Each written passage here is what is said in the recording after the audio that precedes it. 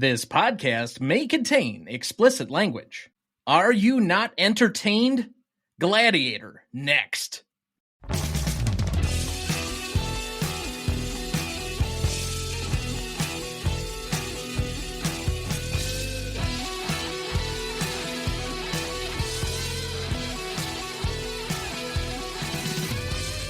Welcome to the Greatest Movie of All Time podcast, the show that uses a unique grading style to redefine what the greatest movies are.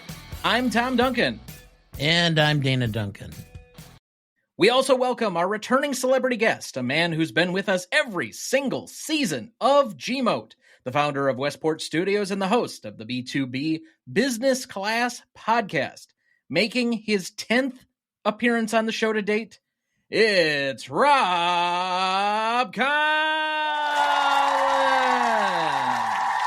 It is fun to be here a 10th time, Tom and Dana. Thank you guys as always. It's a pleasure to be here, especially for one of my absolutely favorite movies of all time. So, with that, if you are not watching on YouTube, I am displaying what Kieran is already modeling, and that would be, this is your t-shirt show. I have been looking forward to this we were discussing before we were recording, I didn't think this was my t-shirt episode. I thought the next one I'm on in a few weeks, I thought that was my t-shirt episode. So I'm pumped to receive that, and I always love to rep my friends' podcasts whenever I'm out and about, which is great.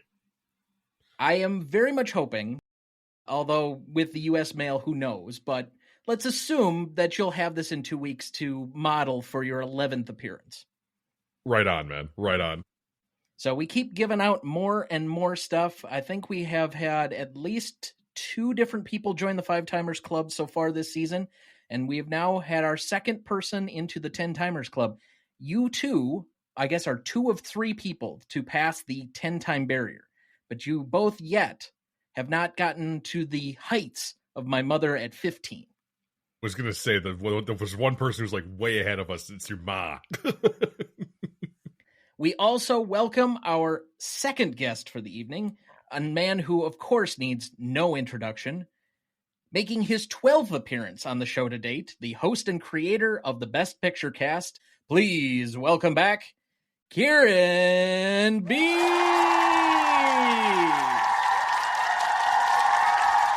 I thank you. Here, listen to the crowd roar. They like me because I don't kill these podcasts too quickly. I let them squirm a bit, and sometimes hours long. But I heard I heard a couple of busy little bees were talking Gladiator, and I had to come by and see what these busy little bees were up to. Also, last time, Tom, you sold me a couple giraffes, and they haven't quite built a family yet. So we'll discuss that on the break. I think they're queer.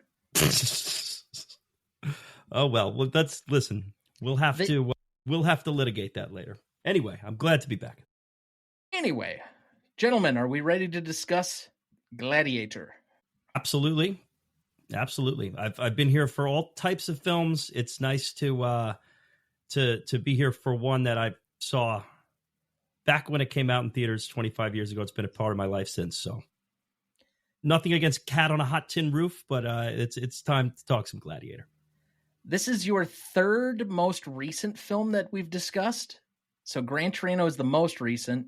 You were also on for Lost in Translation. So normally you've been on for some older films, some older favorites, but I believe this is also the second time you're joining us for a Best Picture winner. Yes. I dig the throwbacks. Was Best Years of Our Lives the other one? Yes. Yeah. Which was a revisit. This is not. So, without further ado, tonight for our 259th episode, we discuss the Best Picture winner of 2000, Gladiator, directed by Ridley Scott, written by David Franzioni, John Logan and William Nicholson, music by Hans Zimmer and Lisa Gerrard, cinematography by John Mathiasson, starring Russell Crowe as Maximus Decimus Meridius, Joaquin Phoenix as Commodus, Connie Nielsen as Lucilla, Oliver Reed as Antonius Proximo, Derek Jacobi as Senator Gracchus, Jaimon Hounsou as Juba, Richard Harris as Marcus Aurelius, Rolf Mueller as Hagen, Tommy Flanagan as Cicero, David Schofield as Senator Falco, John Shrapnel as Senator Gaius, Thomas Arana as Quintus, Spencer Treat Clark as Lucius Verus, and David Hemmings as Cassius. Background for the movie: Gladiator was released on May 5th, 2000, making this its 25th anniversary. On a budget of $110 million, the film would go on to gross $465 million worldwide, finishing as the number 2 film of 2000. Now, did anyone look up what the top 10 for 2000 happened to be? It's a really weird list. It's a completely different time in film history. Well, let's think here. There are like 3 on here that I've never heard of. I take that back. It's only 2, but still. What year is Fellowship of the Ring? That was the year after, so that's 2001. Dang it. Shoot, I was like, right. You'd be in the right neighborhood mostly, but no, not quite. Yeah, 2000's like an in-between year with... Okay, so we do have a few things, but number 10 was What Lies Beneath, which I've never heard of. Really? Number 9... X-Men or X-Men? Yes, X-Men is number 9. Yeah. The original. 8 was The Perfect Storm. Clooney. Okay. 7, Meet the Parents, which we've covered on this show. 6, Jim Carrey's How the Grinch Stole Christmas. 5, a movie I've never heard of before called Dinosaur. Dinosaur is an animated. Is that the animated Disney one? I think is it Disney? I thought that's the Good Dinosaur, which I thought was there's like a another Pixar one thing that's later. like sort of like realish look, sort of kind of real. Looked like that Walking with Dinosaurs documentary that was on Discovery Channel 2 decades ago or whatever it might be. It was kind of... I think it's Pixar, isn't it? I think it might have been Pixar, but it's not your standard Pixar style with, the kind of the cartoony features and like the caked up moms and things like that. So you guys are thinking of The Good Dinosaur, which is much later. Nope. I know it's about an iguanodon because he's got the thumbs. Okay. Yeah. Well, I don't know. I've never heard of it. So 4, What Women Want. Mel Gibson and Helen Hunt. I forgot that movie existed. 3, Castaway. Well done. Yep. And number 1, the worst of the Mission Impossibles. Number 2. Oh, shit, I love that movie. Fighting Words. Fighting Words is a great movie. The great John Woo. Freaking terrible. I refuse to watch it. It's gonna go listen to my Limp Bizkit over here and Limp Bizkit in all its glory. Yes. Oh, Metallica's I Disappear in the closing credits. it is the worst hand-to-hand combat I think I've ever seen, and it's totally unnecessary. Anyway, critics were mostly positive at the time, particularly for Ridley Scott's visual style and Russell Crowe's lead performance. And many criticized the screenplay for being without depth and lacking in true character development. Nevertheless, Gladiator was nominated for 12 Oscars, including Director for Ridley Scott, Original Screenplay, Supporting Actor for Joaquin Phoenix, Original Score, Cinematography, Art Direction, and Film Editing. Gladiator would win the Oscars for Best Picture, Actor for Russell Crowe, Visual Effects, Sound, and Costume Design. The film has since been further criticized for its historical inaccuracies. However, in 2021, Empire magazine ranked Gladiator 39th on its list of the 100 best movies of all time list and declared it as the 22nd best film of the 21st century. The review aggregator Rotten Tomatoes included the film on its list of 140 essential 2000s movies. The character Maximus placed 95th on Empire's list of 100 greatest movie characters. Gladiator received a somewhat maligned, but ultimately financially successful sequel in 2024, and the third film is currently planned. Dear God, no. What are they going to stuff into the arena this time? Maybe some dinosaurs. Gladiator currently holds an 80% rating among critics on Rotten Tomatoes, a 67 score on Metacritic, and a 4.1 out of 5 on Letterboxd. So as we begin each week, Dad, what is your relationship to this film? All right, I'm ready for the hoots and the hollers. This is the first time I've seen it. Wow. What? That's amazing. Really? Yep. I'd never I'm seen excited it before. now. Let's Yeah. go. I mean, it came out when I had small children, so it wasn't going to be something I was going to sit and watch on family night with the kids. And I just never got around to watching it. So it's one of the films that I kept saying, I probably should watch it. I suppose I would have been 10 years old. My next sister would have been 7, and Sarah would have been 4. Yeah. And it's not something your mother would enjoy. So that meant that I'd have to watch it by myself. I just never got around to it. So my relationship to the movie is a little meandering. Do you remember the DVD service we used to have that would like send one to us every month for years? Yes. Okay. And this was one of the DVDs. We've had Gladiator as a DVD for 20 some years. It's at the house. And so I never personally watched it at that point because, 10, 11, 12 years old, it's not yet the thing that I can really invest in. It's an R-rated movie. It's got a lot of violence, etc. So it was not something I put on myself. But there was one of the exchange students who will remain nameless, partially because I don't remember his name, but that came over to the house and broke your projection TV sound because he had it cranked to the entire max to watch this movie on like a random Saturday. Was it Gus? No, the one from Bulgaria. Oh, yeah. So I saw bits and pieces of it while he was watching this on a random Saturday. And then he followed that up with a double of Saving Private Ryan. Dude had taste. That's not bad. I'll give him a little bit of credit there. But I don't think I fully watched this movie in its entirety until I was probably late into high school. So we're talking like 2006, 2007, 2008, somewhere in that range. And I've probably seen it a half dozen times by this point. It's not something I return to just readily, but I think the last time before this week that I had watched it was I showed it to my little sister, Sarah, during the pandemic, because she's a history nerd and would you call her an archaeologist? Or I guess what I can't ever figure out what degree or not she has. Well, they don't offer archaeology. It's called classics. So it includes archaeology, but it also includes all of the mythology and such. So she's like into all of the whole history of Greece and Rome and all of the various gods and everything.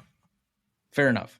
I guess she says now that she liked it. I remember at the time she hated it because of the historical inaccuracy, but it's got kind of a winding road for me. So Rob, this is one of your favorites. You often come on for your singular favorites. What is your relationship to this? This movie has woven its way through my life quite a bit. I quoted this for my high school graduation. A friend of mine has named his son Maximus. Same here. Right. Okay. We've got that. That's awesome. Max is now like 7 years old, which is wild. But I've always enjoyed this movie. I've used "Are you not entertained?" plenty of times in situations where people should have been entertained by what was going on. For me, it's quotable. It's very much unlike you, Tom. You were 10 when this happened. I was 14 or 15, and I could watch R-rated movies and things like that. And so, what did we all do? We're all 14, 15 years old, pumped full of Mountain Dew and testosterone. We're gonna watch Gladiator, man. Like this is it. So that's my relationship to this movie.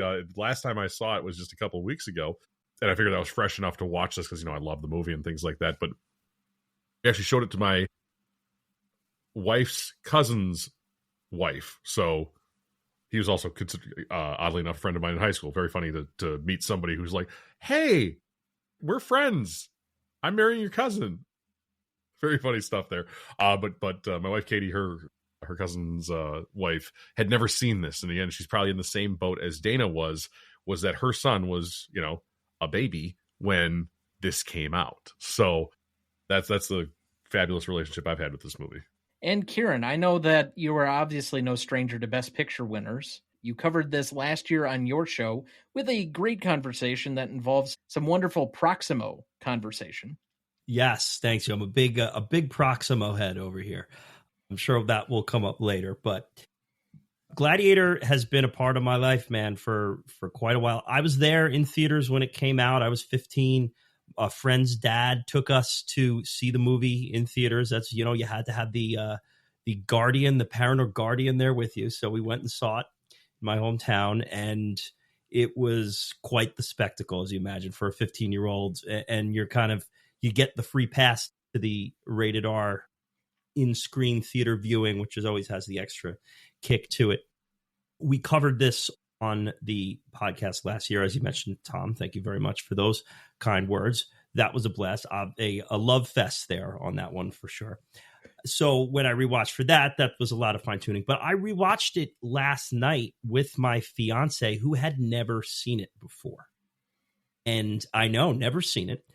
So when I really love watching movies with, especially people you're close with for the first time, things you're familiar with, because it's a bit like bringing a close friend to a party with new people, and you're seeing the movie through new eyes. It's like, how are these characters going to mesh with my new friends? Are they going to vibe with Commodus? Are they going to vibe with Proximo? So you're looking at everything through a new lens of a new eye. Where when I covered this last year, it's like, I'm running over stuff that I know so well. Last night, I'm almost nervous watching. It's like, how's this going to go over? And for the first 10 minutes, it was a little touch and go, a little rocky there in the battle scenes. But she absolutely loved it. And it was a great time. And it was very fun for me to have the movie go over in such a great way. So, and I too have a friend who named his son Maximus, but just this past year. So it's a little newborn baby named Maximus. So it echoes along through eternity as it goes here. Very fun. Very fun. I will say this is a great first watch movie. I think, well, we'll get into it a little bit. I have some criticisms to lay on this most recent viewing. So I'll tease that here. But Dad, let's start with you. This is your first time through. What do you think the movie's about? The struggle of power versus public service, I guess. Being magnanimous and being willing to allow the public to control or to have a form of democracy again instead of an emperor.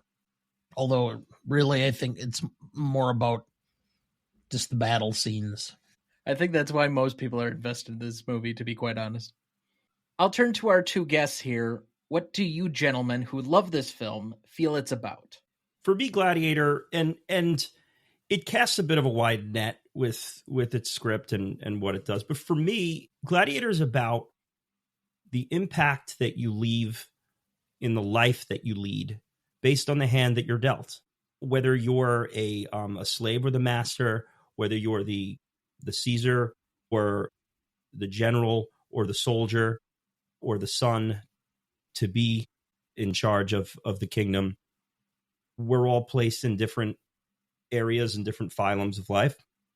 And it's what you do with the time that you have and the people that you meet and the people that you love that echoes in eternity. To me, that's the best way I can generally answer that question. This movie's about not fucking with public servants. Yeah. Leaders are born, they're not created. This movie, to me, more than anything, is about leadership and about Russell Crowe carrying this movie. I mean, I think that's well said. Now, if I really wanted to be reductionist, it is I don't want to say medieval, but it is a ancient sports movie that won Best Picture. Because it's basically got all the sports movie tropes. Yeah, I mean, it's in its own genre with the sword and sandals, which is, kind of been a self-formed cinematic genre, but it definitely shares many qualities with the sports film. I would agree. Yeah, it's definitely got a lot of epic proportions to it. It's 2.5 hours, which is kind of a little bit of a throwback for, at least at the time. There were not a ton of Best Picture winners that were like really long. I guess I don't know. Do you remember what the runtime of Titanic is? That might be one of the lone exceptions during like the 90s. Pretty sure it's at least 3. Okay. I'll get it for you. And never mind. You know what? I'm thinking about it because like the English Patient was also pretty long and pretty epic. So that wasn't like too far before that. Titanic's 3:15. Yeah. Okay. It's been a while since I've seen Titanic, with obvious reasons for me, at least. And what would they be? I can't stand He doesn't like Celine Dion singing. Well, that too. That song was everywhere and it was pervasive, and I got annoyed with that song because I had to do a sign language performance in like summer school to that song or something. I don't remember. It was embarrassing, and I really don't want to relive that PTSD.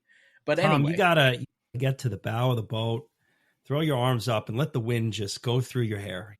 Let it loose. Let it free. 2027.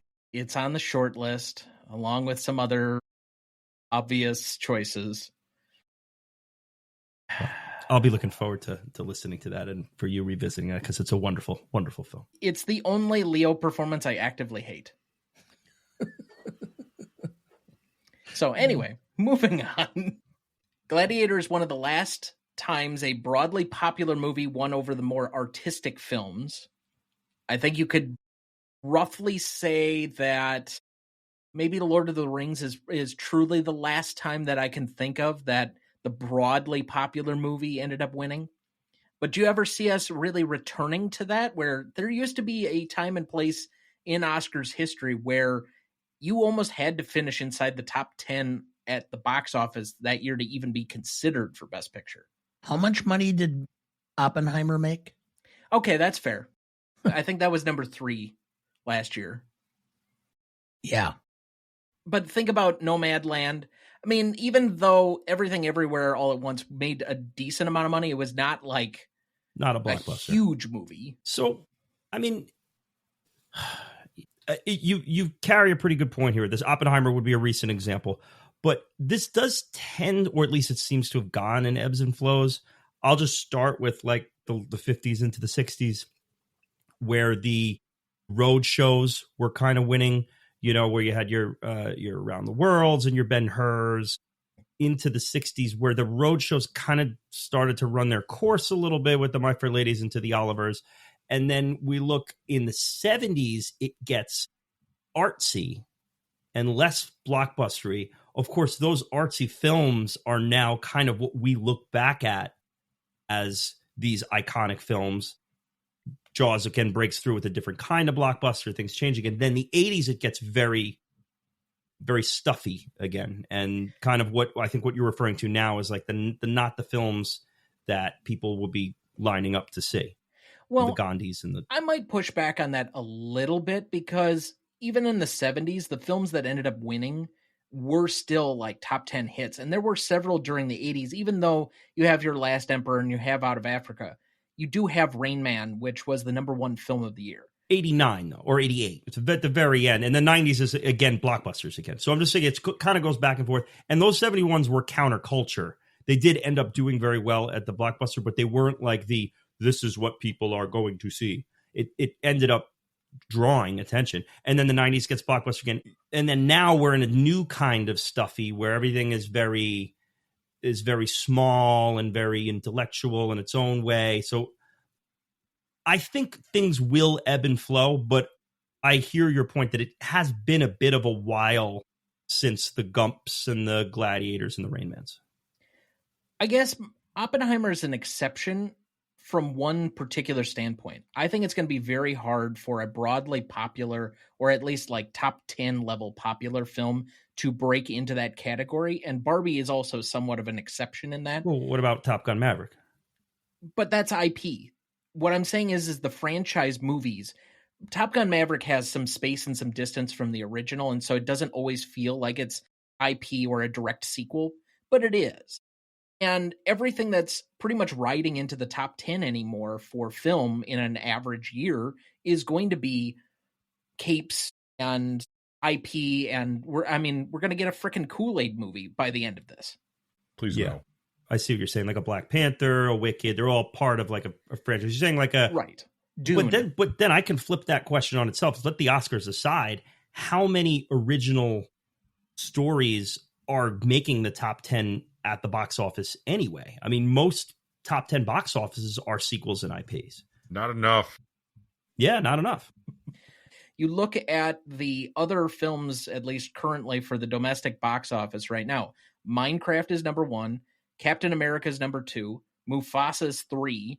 Dogman, Snow White, Sonic the Hedgehog 3. Moana 2 is just after Sinners. And then you start to have like some other ones that did okay.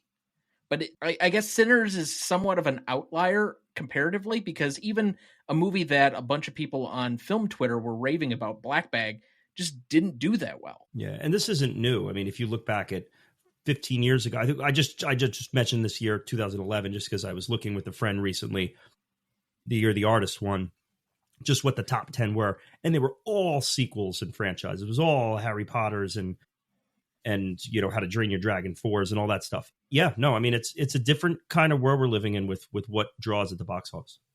Well, it's been twofold, which is what's really affected it. One is the pandemic and the fact that people got used to staying home and watching stuff on television, and so much stuff was streamed. And the other is the strike, the writers and directors strike last year. Because just when you started seeing Hollywood start to rear up and people going back to the theaters, we lost all our content. And people are kind of like, it may take 5-10 years for it to regenerate now, because people were gung-ho to get back into the theaters because they'd been sitting at home. Now there was nothing there to watch, so they went back to sitting at home and going, this is pretty good. And the popcorn's cheaper, the soda's cheaper. Yeah, the pricing has definitely affected things where it used to be a really cheap entertainment form, and now it's, you got to upgrade everything. It's premium seating. It's all of the concessions are 3 times what they should be for what they actually cost. I think you could even argue away maybe Oppenheimer isn't, because Christopher Nolan, every time he releases something, his name on the poster is the brand. It's like an IP to itself. Every time he releases a film, it's big. Like, you're not going to tell me The Odyssey won't be a top 10 film of that year. And I think it's probably going to be the same thing when Tarantino releases seemingly his last film, if he's going to hold to this thing. Well, and sometimes it's just the individuals and what they do. Quite frankly, I think if Taylor Sheridan would have some guy standing in front of a camera reading the phone book, it would be a top 10 draw for some people, as long as he had a cowboy hat on. Yeah, I don't think you can punish auteurs' work and, associate it with IP just because they've been successful at storytelling. I mean, then if we keep putting limits on everything, it's like we're like Gladiator wasn't IP, but now Gladiator 2 is, because they're going back to the idea. Same thing with Top Gun. I get that. But if Christopher Nolan is drawing, it's because he has a vision and a voice. Same with Tarantino, same with Scorsese to a slightly lesser degree at this point in his career. We need more of those types of auteurs, whether it's Bong Joon-ho or Jordan Peele or whoever's Greta Gerwig, whoever's coming up next. We need more of that, and hopefully we're fostering that next generation. Mm-hmm. Don't get me wrong. I obviously look forward to every Christopher Nolan release like it's Christmas. But even somebody that I have a lot of respect for and was very much looking forward to her movie, in Greta Gerwig, is now going to streaming for the next 2 films. And she's doing IP. She's doing 2 Narnia films for Netflix. So it's hard not to get caught into this. I guess I now saw Ryan Coogler's going to do a Black Panther 3. So I don't know. Got to make that money. I don't know. I don't blame anybody for making money. And if you make a good film in the process of doing IP, great. I love those. I'm there for all of that. I'm just curious. We don't have a Gladiator, or I'm trying to think, like a Departed, probably a broadly popular film that gets released that's popcorn based and that could finish inside the top 5 that's likely going to compete for Best Picture anytime soon, is going to be my guess. Unless we're truly cyclical and we're on the precipice of kind of somehow reverting back to that, I don't know. But then again, how do you measure box office in this current age anyway, if people are truly going to watch at home, and where streaming is going to be a quarter of every movie made is going to be on streaming and never reach theaters at all? The big ones hit, though. I mean, Barbenheimer would be your example. People are still going out to see films. The mid-range ones are not making the money, but we do still, the theaters aren't quite tapped out yet. I know the horror genre does very well. That's Obviously, fair. children's does very well too. So there is that mid-range. But when you see something like Oppenheimer drawing that type of crowd, I know it's Nolan, but it is encouraging that there are still people that want to go to the theaters, for me. So, Dad, you ready to dig further into the movie? Are you ready with our plot summary? I am. In Gladiator, Roman general Maximus Decimus Meridius, Russell Crowe, leads his army to victory in a decisive battle under Emperor Marcus Aurelius. The emperor, disillusioned with his son Commodus, Joaquin Phoenix, wishes to pass power to Maximus to restore the Roman Republic. Before this plan can be enacted, Commodus murders his father and seizes the throne. Refusing to serve the new emperor, Maximus is sentenced to death. He escapes execution but returns home to find his wife and son brutally murdered by Commodus's men. Captured and sold into slavery, Maximus becomes a gladiator under the training of Proximo, Oliver Reed, a former gladiator himself. Maximus ultimately works his way to Rome, igniting a battle not just for revenge, but for the soul of Rome. As the story builds to a final confrontation, Maximus must fight one last time against a corrupt emperor and the cruelty of the empire to restore honor and justice and to fulfill a dying emperor's last hope. Thank you. Did you know? Russell Crowe admitted that he felt unworthy of all the praise and the Oscar for Best Actor that he got for this film. After seeing the completed film, he felt it was a, quote, director's film, and that the Oscar should have gone to Sir Ridley Scott instead. Did you know? Hans Zimmer's score for Gladiator is one of the best-selling movie soundtracks of all time. Did you know? Although Commodus was initially favored by the Roman people, he lost that status through dramatic acts of megalomania. He is often considered the initiator of the fall of Rome. During his reign, and this is the actual historical record, in case anybody's confused, he incorporated his name into many common terms, such as the terms for money and the people. Eventually, the citizens and the Senate had enough of his rule. He was poisoned, and, when he vomited out the poison, he was strangled. Afterward, the Senate returned the language to what it had been before Commodus, and the many statues of himself he'd put up were taken down. Did you know? It is a common misconception that a Roman emperor put his thumb upwards to signify that a gladiator was to be spared, whereas thumb down meant that there would be no mercy for a downed gladiator. In reality, this gesturing was the other way around. Thumb up symbolized a sword action and thus death, and thumb down a sheathed sword or mercy. The crew was aware of this while making the movie, but since thumbs up is considered to be a good sign nowadays, they decided to not unnecessarily confuse the audience. Did you know? A surprising fount of information in terms of Roman history was Connie Nielsen, who has always been fascinated by the period. She would be frequently consulted over accurate historical details. And finally, Jack Gleason modeled his character, Joffrey Baratheon in Game of Thrones, after Emperor Commodus. And with that, we will take our first break, and we'll be right back.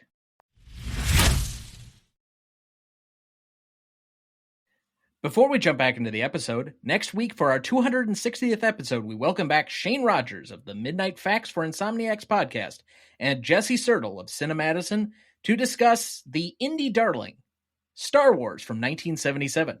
Written and directed by George Lucas, cinematography by Gilbert Taylor, music by John Williams, starring Mark Hamill, Harrison Ford, Carrie Fisher, and Alec Guinness. You won't want to miss that one, so watch ahead of the show by searching the Real Good app to find where it's streaming for you. That's REELGOOD. And also, before we get back into the regular heart of the show, Rob, what are you working on and where can people find you? A lot of things I'm working on right now. We've been doing some web series for folks who are, what I call pod curious. It's been a tremendously successful thing, really getting a lot of traction with that. I actually put it in a business standpoint here. I am this primary salesperson for my, small company. I've had the best 24 hours of prospecting for new business like today and yesterday. It's absolutely wild. So we've been educating a lot of folks on how to use a podcast for their business, a B2B podcast versus something that's B2C or D2C like this is. And we've just been kind of growing ever so slowly. And this year's looking really up for us. So that's what I've been working on. And it's been taking up a lot of my free brain cycles, but I'm pretty happy with where we're going. And the crew I work with is truly a wonderful bunch of people. I'm very lucky to have the talented people that I work with day in and day out. So it's not just me doing stuff. It's all of us. And if they wanted to know more about you, where can they find you on the socials and the internet and all those great, glorious things? You could probably find me skulking around a couple of subreddits here and there, but the best place to find me is LinkedIn. Just look up Robb Conlon or Westport Robb, which would bring you to my page. And then, of course, you can visit us at westportstudiosllc.com to see our brand new website, by the way. Just had that come out a couple weeks ago, as well as some of the shows that we work with in various industries to help them really, get to know people better in their space and, of course, make better business with those people in their space. Well, congratulations, Robb and Westport Studios. Right on, we man. wish you great success going forward, and yet another appearance by a Podcast Town alum going back to season 1. So, but Kieran, what are you working on, and where can people find you? Yeah, and that's a great thing you're doing over there, Robb. I mean, it's such a growing medium, and there's a lot of people who are coming out with podcasts that need help and need to be streamlined through the process. That's really a great thing you're doing over there. Best Picture Cast, we started up back around the same time that Gmode started up. It was we recorded our pilot at the end of 2019 and launched the beginning of 2020. So if we weren't the same month, we were around the same time, Tom and Dana. So it's been a 5-year run at Best Picture Cast, and we are finally nearing the end of our lengthy list. We just dropped our 81st Best Picture winning episode. I think currently there are 97 winners. So we are getting down there. Moonlight was our most recent release. And we've done a few others. It Happened One Night. Forrest Gump were some recent ones too. Coda, another winner from a couple years ago. So we're getting to that point where I only have so many to choose from, and I'm very precious about the list and whatnot. So finally, Joey R kind of sat me down like a hoarder whose room is getting too crowded. It's like, all right, we start by throwing out one thing and then we throw them all. So I think we have now finally litigated what will be in the final season, what will finish this season. So not quite ready to reveal it to everyone yet, but I would like to put out there that I've been sat down and calmed down and put toward, hey, you got to make some decisions now. You can't just let this fester. So looking forward to it. So we have some fun ones coming up this season. This summer, we're going to do one of my favorite Best Picture winners, not most people's favorite, in Clint Eastwood's $1 Million Baby. So that one will come out. Look forward to that. And I believe Dances with Wolves is coming up. There's the much anticipated Hamlet episode, which means I have to read Shakespeare before I cover this thing. So I promise you there's some good ones out there too. But check out our Moonlight episodes, a great discussion we had. You can go back to our back catalog. Like I said, it's 81 Best Picture winners covered, everything from The Godfather to Gladiator to Titanic, all the way back to a future episode I'll be on, Lost Weekend, Amadeus. The list goes on and on. So go check out our back catalog. It's pretty fresh. It's designed to be as timeless as some of these films are. So that's Best Picture Cast. You can find us wherever you get your pods, wherever you use social media. We're pretty interactive. It's a crew of friends talking these things. We're not very stuffy and intellectual. I don't know that we're very capable of that. So we're doing what we can over there. So check us out. We always love new listeners. So Kieran, what are you doing when you're waiting for the next Best Picture to come out? Like, hey, we've got only 16 of these things left. What happens to Best Picture Cast? We people want to know. Yeah, I mean, that is a big discussion we have to have internally on what the next step is when we finish the list. We have had some good talks, and we are looking into a good system. So it's not just going to be random. It's not going to be us pulling movies out of a hat. We will have a good system and a good shift in what the podcast is, but still stay in the spirit of what we've grown. So I'm looking forward to releasing that to people too. So, hey, who knows? Maybe expand to all the folks that lost Best Picture. Perhaps, yes. I am definitely ready to defend my boy Billy Powell on The Great Ziegfeld and defend Gandhi. Just putting that out there. Both films will be coming up this season. So, yeah, perhaps as soon as this summer or fall. So, Tom, maybe we can find a way to get you involved somehow. I'll see what I can do, particularly with the Ziegfeld, because you're the only person I know who has defended that film. Not to say there aren't defenders out there. It's not a hot topic of discussion, The Great Ziegfeld. So you don't like walk down Times Square and say, hey, The Great Ziegfeld, have you seen it? It doesn't really happen. But I think that's something we can explore. Well, if you did, you'd probably be in a loony bin. Dana, absolutely.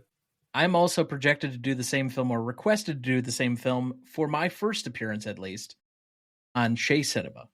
So I'm going to pull double duty on defending Ziegfeld and Billy Powell.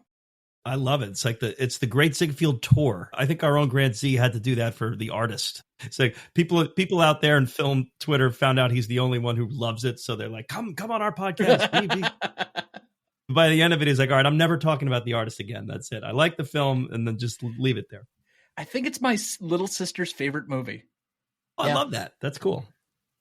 So I thought, of course, I had caught up on all of my BPC back catalog the other day. And it took me like 2 weeks to try and catch up on all of 2025 at 3 hours a pop for each one. And then you dropped Moonlight on me. So we were listening to it in the car today. And let me tell you, we have a bone to pick with you. Okay, cool. I am wearing this hat for a very strategic reason. Okay. It is a Brewer hat. Uh-oh. You had some early comments that Cubs fans are not obnoxious. And I have to tell you, that is some East Coast privilege. Yes, it is.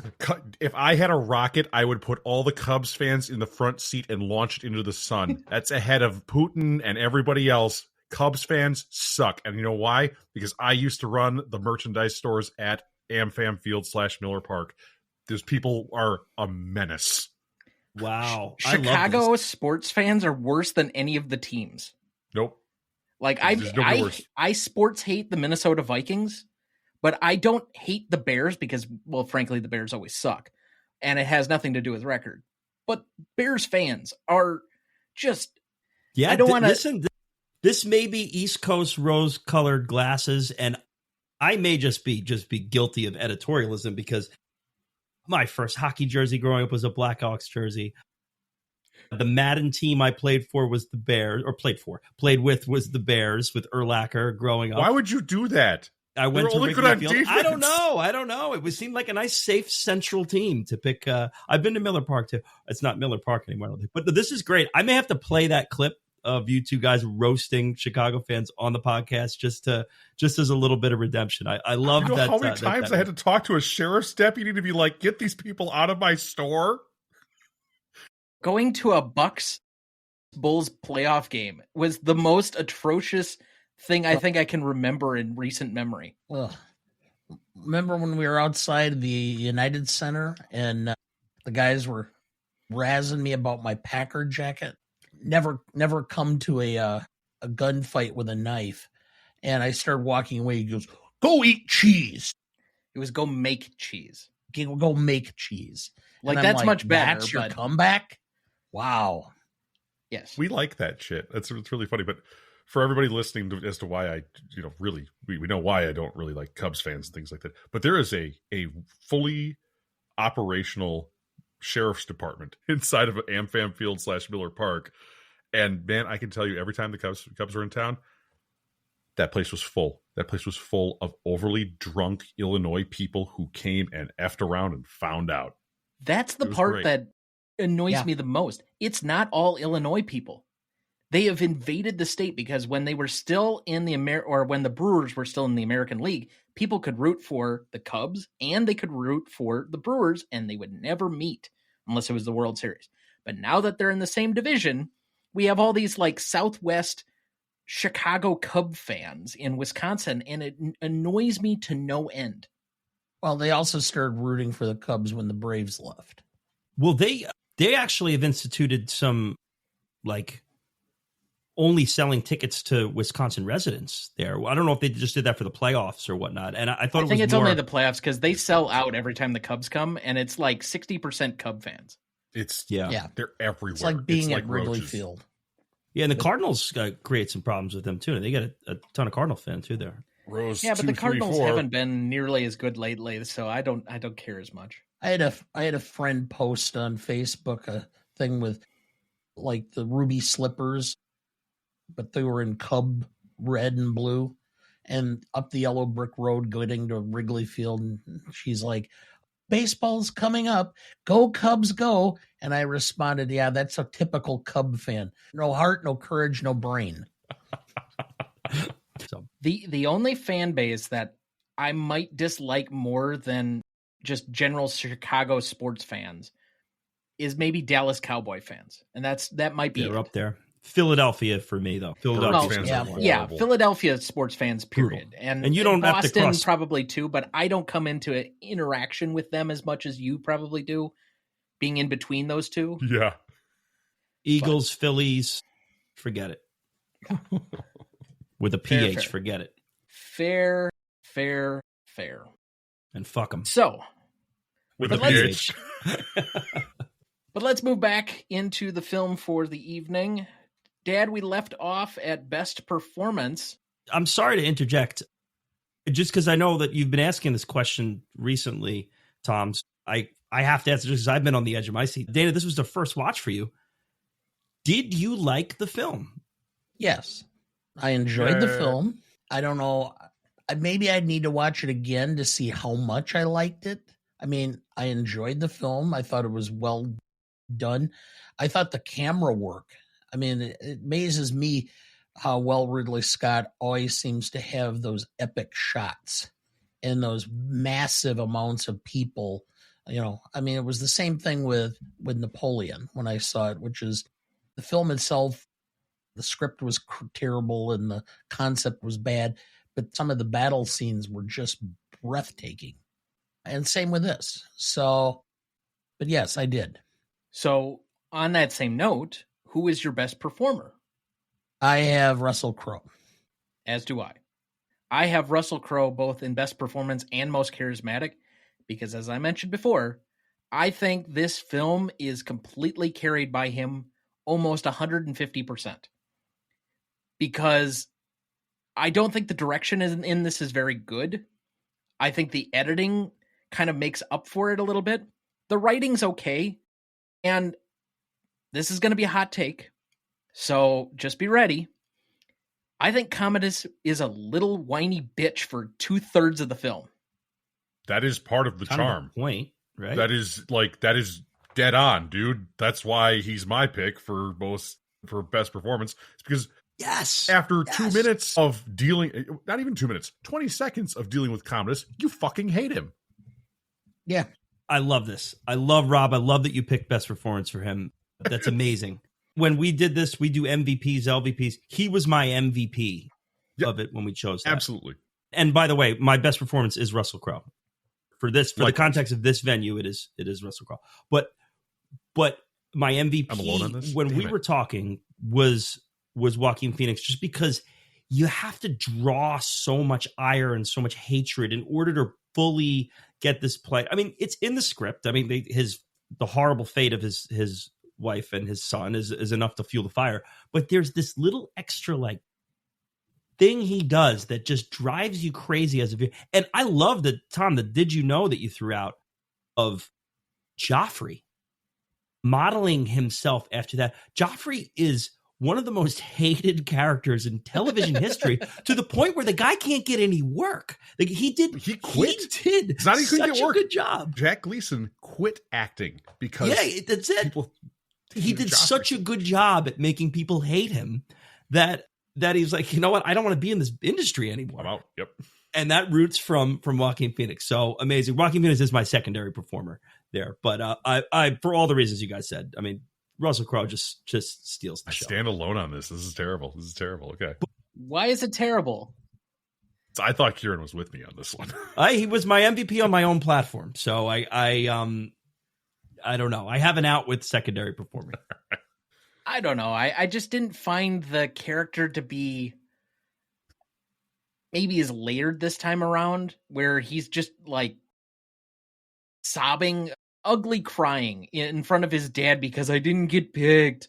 Don't you I have to disagree. Why don't you love me? There's so much more than that to me, though. I have to disagree that it's not just about him being the emperor. It's him being neglected as his son his entire life for what he even admits his own moral deficiencies or him just kind of being a bit of a bad apple. But his dad was so focused on glory and building the empire, and it was easier for his dad to bond with Maximus than it was with his own son, who was just kind of a little bit of an odd duck, that he just festered and festered and festered over these years until he took the brass ring and then turned the empire into his own thing.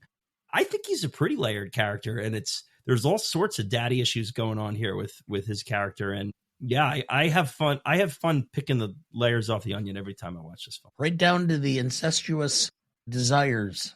Wouldn't be an ancient civilization if it wasn't there. Yeah. Definitely an Oedipal complex. Not every layer of the onion is exactly fun, but it's there. Some make you cry, yes. Yes. Cringe and cry, and yes, all those. It's not historically inaccurate, unfortunately. Yeah. All right, circling back to Russell Crowe on this, because I don't want to sweep it under, okay? Russell Crowe carries so much of this film through his just ultra charisma and magnanimity. I think I pronounced that right. Yeah, you got it. You nailed it. Okay, cool. The beauty of editing. He carries this movie because everything is on his shoulders to be the leader throughout the movie. You genuinely feel that when he turns from a guy who's the lowest on the rung to all of a sudden he's just going to appear in Rome and he's going to be this ultra celebrity, that somehow in this culture, Tom Brady is more important than the president of the United States. Because that's the equivalent of what we're essentially going to. Is the giant sports star is more important and influential than the guy who's actually running the country. Do you view this as an impossible reality, Tom? Oh, no, but I'm saying that you back in 5 years. You believe that you could put your faith that Russell Crowe is a magnanimous and bona fide leader that you'd want to get behind. There is in no way any question that he is a leader of men throughout the entirety of this movie. And in addition to that, as I did pick him for my top performer for this platform, he is a bona fide star in this, and a star that deserves the win for lead actor, in my opinion. And that's not always like a tier that matches up. We get our movie star, and then we get our great kind of performative actor. But when the two meet, it's really something special. And he rode that into the following year. I feel he should have won 2 years in a row with A Beautiful Mind. I know some people don't love that film, and I love Denzel too in Training Day. But this is an undeniable star-making performance. And what a heater he was on in this little 3-year run of his. And you can't, I mean, you know, my fiance Tiffany was watching last night, and she was in awe. She's just Maximus. I mean, how can you not? It's a great performance. I would even extend it to a 5-year run when you're talking about like LA Confidential and putting that in there as well. Oh, yeah. Other best secondary performances. Mine was Joaquin. I had Ridley Scott, and it's primarily for the battle scenes. I thought the overall directing was, but the battle scenes were just breathtaking. So I gave that to him primarily for the battle scenes. If I may nitpick just slightly, I think Ridley Scott does have the capacity to do a lot of great action sequences. But there are two things about this particular movie that annoy me about some of the action sequences watching it this time. One is the weird, like, fast motion slow-mos that he uses that seem very 300-like. And it's been so overused at this point that I find it annoying to watch that many of them when they're in between, like, transitional stuff, and it doesn't need to be there.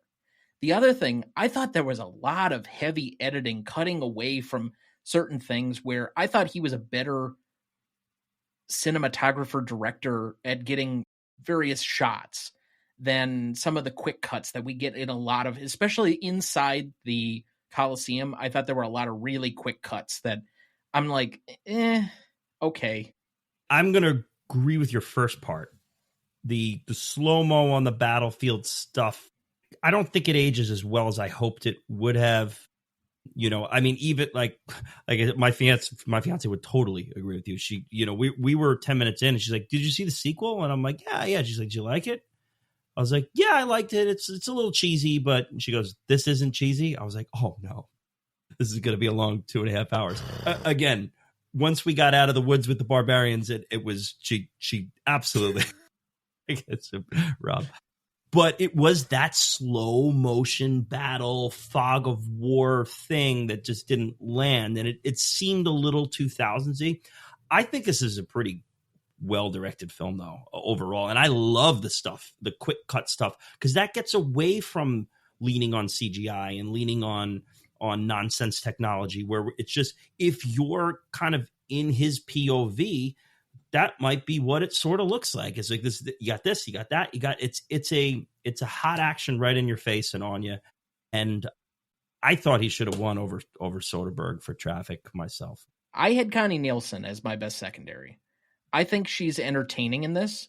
I think she has kind of an unusual role because she's somehow the love interest between both of the primary characters and the balancing character, where early on we get the note from Marcus Aurelius that you would have been a great Caesar if you were a man, giving us that she is a survivor, which we definitely see in the sequel. She is somebody that is very politically savvy and capable of operating at a much higher level, but she's also kind of got to carry part of the plot along. So she's not a damsel in distress either. So it's kind of a layered role that I don't know if the script serves her well enough in the way that she carries this, but I think she does more than what's beyond the page here. Did we get everybody for best secondary? Yeah, I was going to go with Crowe for mine. Technically, he's the primary star, but I think this takes second place to my thoughts on Phoenix and / Commodus. So, Okay. And Rob, you would have had him win the Oscar, Joaquin Phoenix, for this. Oh Yeah, I would agree with that too. Yeah, over that was also Traffic. I forget his name. Benicio. So Gladiator won picture director for Soderbergh, Julie Roberts for Aaron Brockovich, Crowe for Gladiator over Bardem, Hanks, Ed Supporting Harris. actress Angelina Jolie that year? No, Marcia Gay Harden for Pollock. Pollock, okay. Over Judi Dench, Kate Hudson, McDormand, and Julie Walters for Billy Elliot. Is that McDormand in Almost Famous? Correct. A movie we'll be covering later this year. Great film. Love that one. So, all right. And yes, Benicio won over Jeff Bridges for The Contender, Willem Dafoe for Shadow of the Vampire, Albert Finney for Eric Brockovich, and Joaquin for Gladiator. Well, Joaquin should have won that one. All's well that ends well. He won for Joker. Anyway, I digress. We don't need to cover Joker again on this show. It was bad enough the first time. Most charismatic, I had Russell Crowe for obvious reasons. Again, carries the film. Just sheer star power. He's the leader that you want to line up behind, and everybody's chanting his name along in the theater as well as on screen. I had Joaquin Phoenix, the guy you love to hate. Yeah, I'm back on the Joaquin train for that too. It's almost every performance he's in, you don't like him. Rob, you went Joaquin also? Yeah, Joaquin also, because as Dana said, you don't like him. It takes effort to make a character, a tremendous effort, I think, to make a character that people actively hate. You know, especially when there's there's villains and there's heroes, but there's also like positive star power and things like that. Like Joaquin Phoenix is a big name. People liked him, things like that at that point in time. I think it takes a lot of effort to make a character people truly hate. Yeah, well said. Okay, mine. Here we go, Tom. It's time. Oh, no. It's the Proximo hour. Here we go. Oliver Reed. Oliver Reed as Proximo is my most charismatic. This is one of my favorite supporting characters out of any Best Picture winner. Oliver Reed is on an absolute heater in this film. He, of course, dies on set. It's almost like he knew that this was his last moment to Icarus this thing. We've joked on Best Picture Cast about is that he thinks that when he saw the poster Gladiator and he heard the title and he got the script, that his character is the gladiator that they're talking about. That it's, oh, Gladiator, oh, I'm the gladiator. And he plays this whole movie like he's the gladiator in the title. And every time I rewatch this film, I just get excited when he walks on screen, just being like, oh, here comes Oliver Reed thinking he is going to take home the Oscar for Best Lead Actor in Gladiator, and he never disappoints to me. And even with the kind of wonky CGI that they figure out in the end, because he dies while they're filming and they have to do an arc, I think his character was supposed to be the one at the end burying the figures in the Colosseum. So he was supposed to live and be the guy to be like, shadows and dust or wherever he's got to do at the end. And obviously they couldn't film any of that.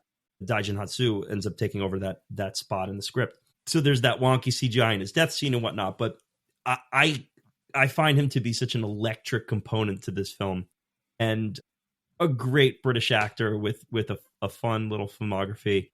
Nephew of great director Carol Reed, who directed The Third Man. The Third Man, a Best Picture and Best Director winning Oscar winner for Oliver.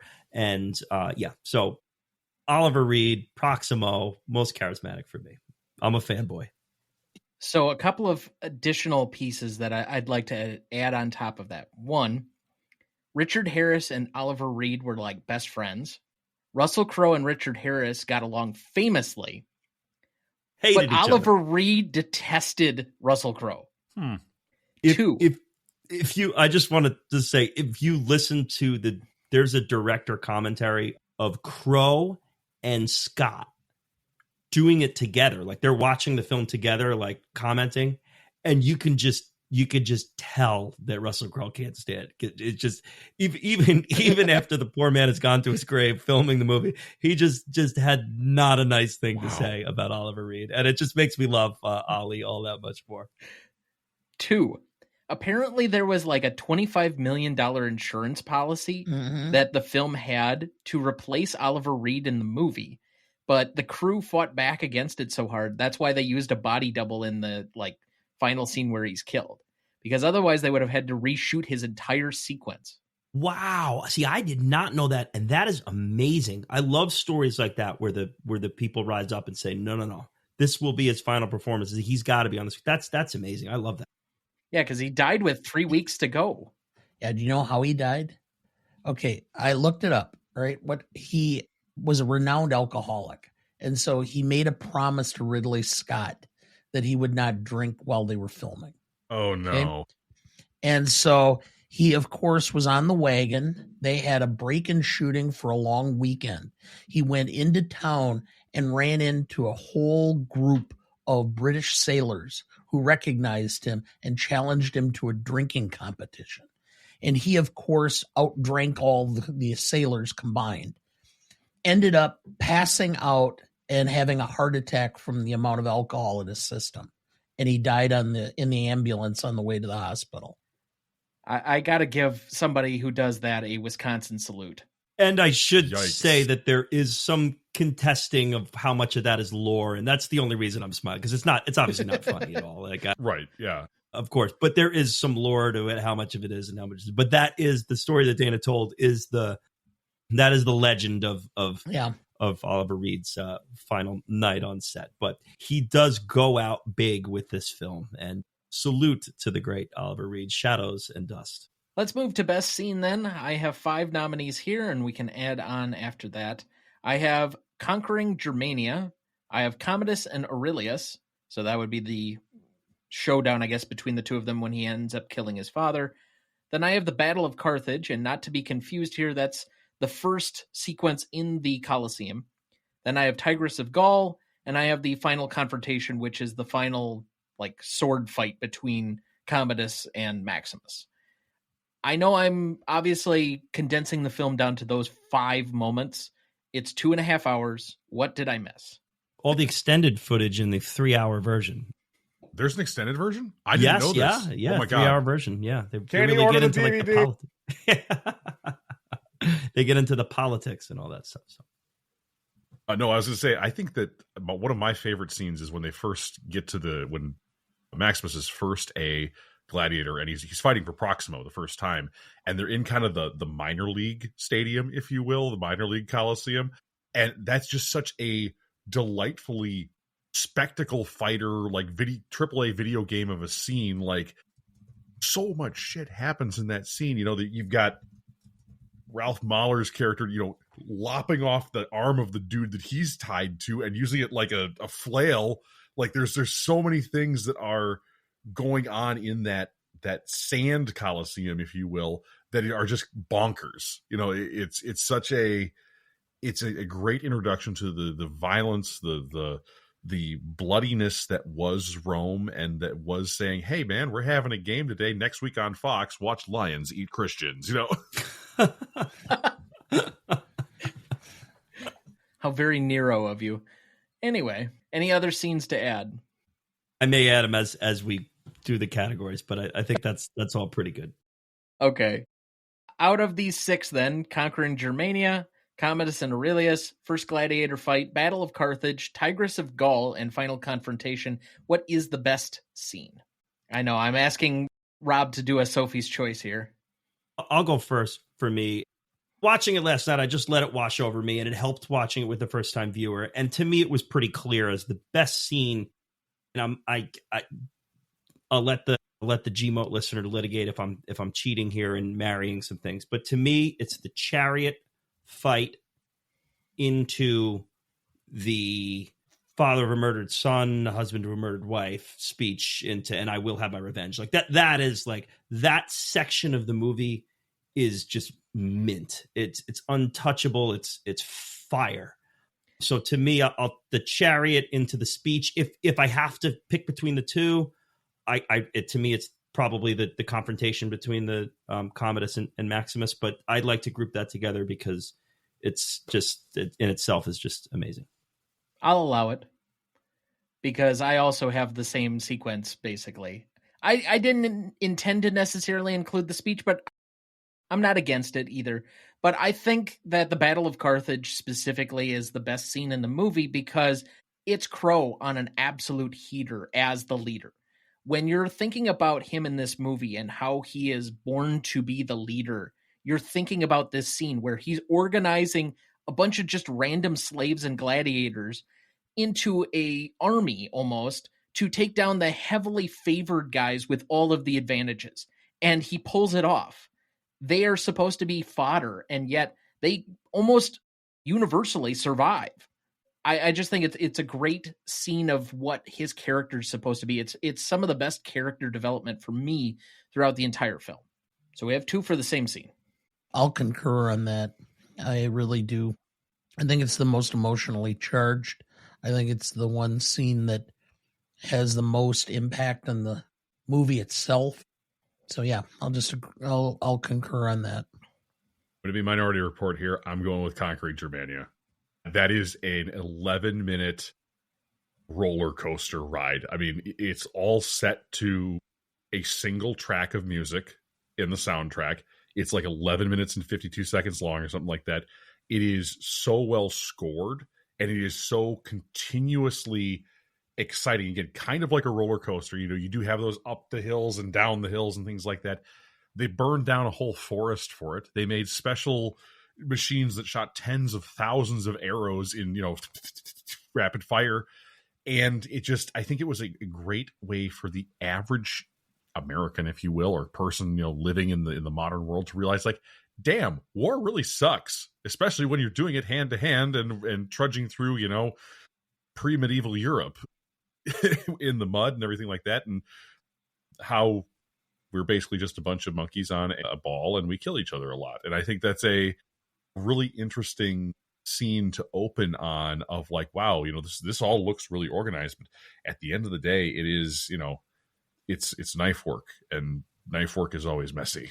And that's I think is what makes it the best scene, between the visuals, the musical, and you do get some character development there too of who Maximus is. You know, he's leading the cavalry in a flanking maneuver, and that sets the stage for this guy is at the peak of his career, and here's Rome. That's really well said, Rob. And I don't want it, because of my reporting for my companion, I don't want it to come off like I don't love the start of this movie. I think this movie starts hot and starts amazing. Like it everything you said, I'm on board with. That's right. awesome. But for somebody like her, not that I want to put words in her mouth or anything like that, but like she might have just thought it was some sort of meathead kind of like, oh yeah, there's a bunch of guys gonna die in the opening scene, blah blah blah blah blah. But like, I can see why that was maybe initially kind of a tough sell. Yeah, it's just you don't know if you're in the right hands as a first time viewer. It's Correct. just and we're injected into our veins, but there's a very Saving Private Ryan of that in it too, where Yes. starting hot for the same stuff you're talking about is like spinning around on the ball and constantly fighting each other. It's yeah, all that was really well said. Favorite scene for me, I'm going to go Tigress of Gaul. I think it's some of the best camera work in the entire movie because there's some really good long shots of the battle sequences or the fight sequence between the two of them. And I don't know if it was just because of the choreography that they had to cut away and do so many quick cuts that maybe annoyed me during some of the other stuff. But I think in this particular sequence where it's just mano a mano, I really enjoyed kind of the back and forth of it. And by the end of it, him defying the Emperor, it's just another fuck you that I really enjoyed. Yeah, and that scene's actually pretty cool too, because I mean, Tigress comes out of retirement and stuff like that, and I did a little bit of looking at like who that guy is, and the dude's a monster. Dude's like 6'6". Like, I'm a big dude. He's a person that makes me look little, and it's like, okay, The actor, yeah, absolutely wild. Yeah, he's in a bunch of Arnold movies. I think he's been in Arnold's. Just like brings him along. I think they were old lifting partners. So if you look at his filmography, he's in like 11 Schwarzenegger films.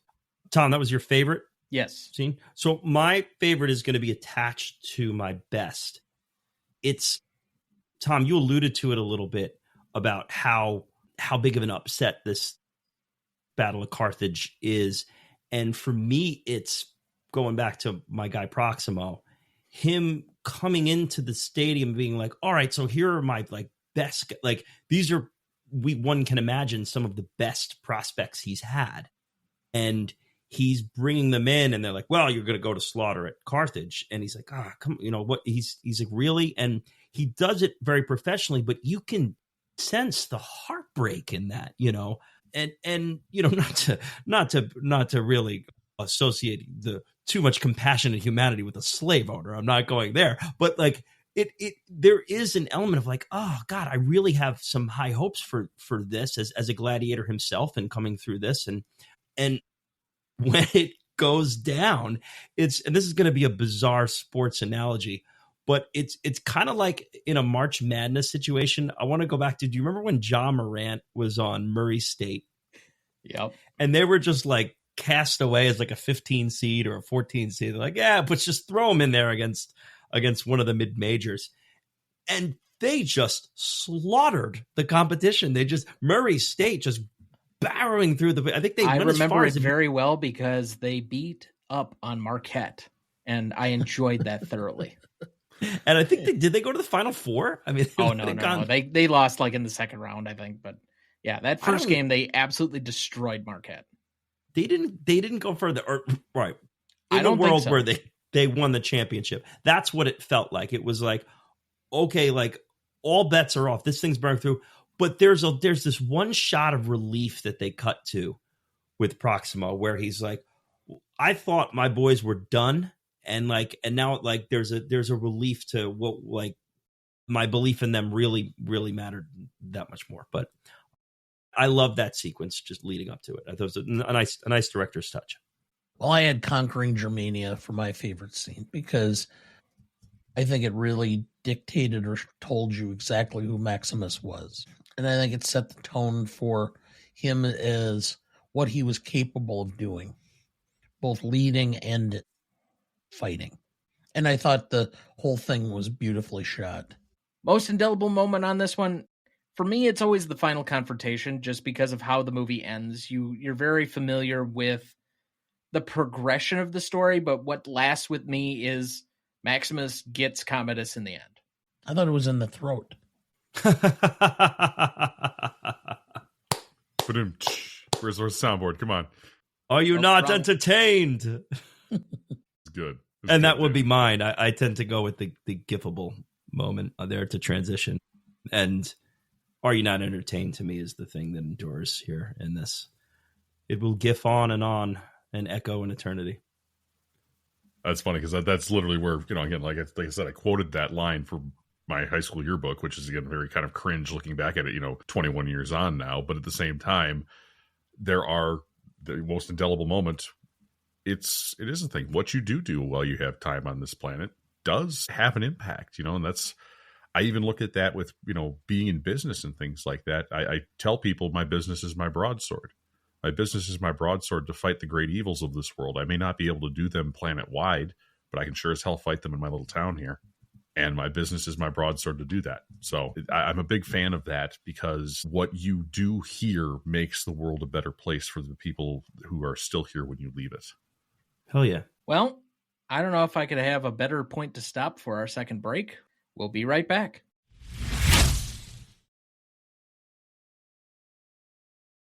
I was just looking around your shelf. Oh, yeah. What was being displayed. If you have any questions, let me know. I'm assuming those are X-Files up to your right. Here? Yes. Yeah. Okay. We got VHSs of this is the movie, and then there's just the season. And I think episodes. That's Stephen King books. 1001 movies. Most of my books are Stephen King. I'm a collector of that. I'm not a huge collector of much else as far as the book world goes. I got Dracula, Bram Stoker here. We're, of course, celebrating Gladiator here. What's the top shelf to your left, or on the far left there? Dr. Zhivago? No, just below that. Oh, yes. Okay. This is what I was wondering if you'd spot. This is a VHS of The Revenger starring Oliver Reed, our very own. And this will be the next Worst Picture Cast episode.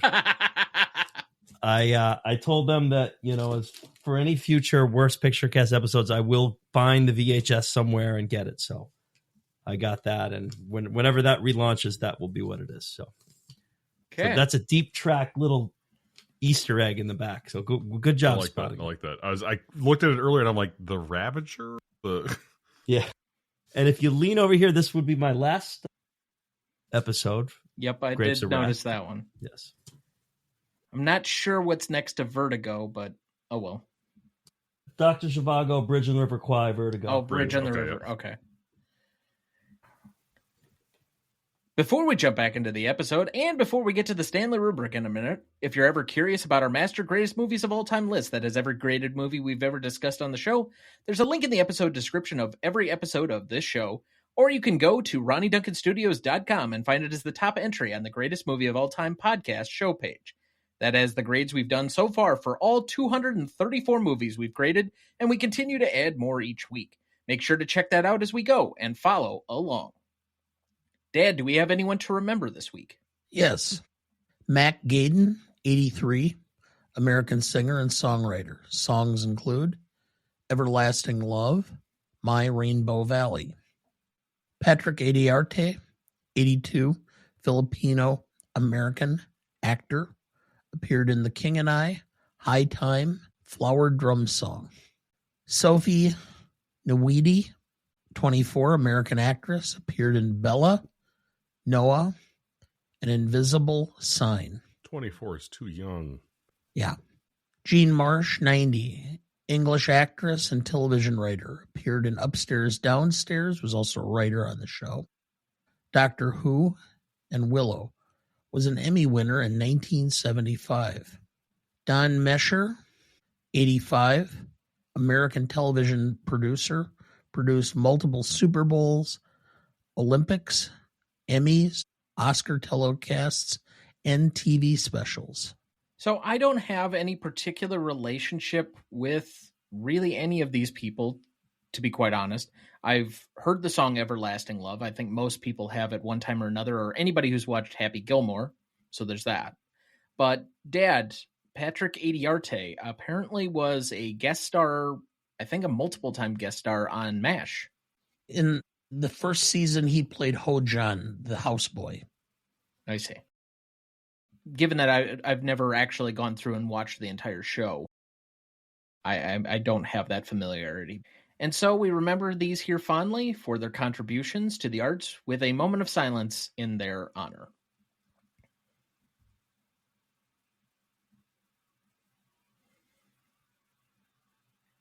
Thank you. All right, let's make the terrible transition to best funniest lines. I'll take the obvious one. Are you not entertained?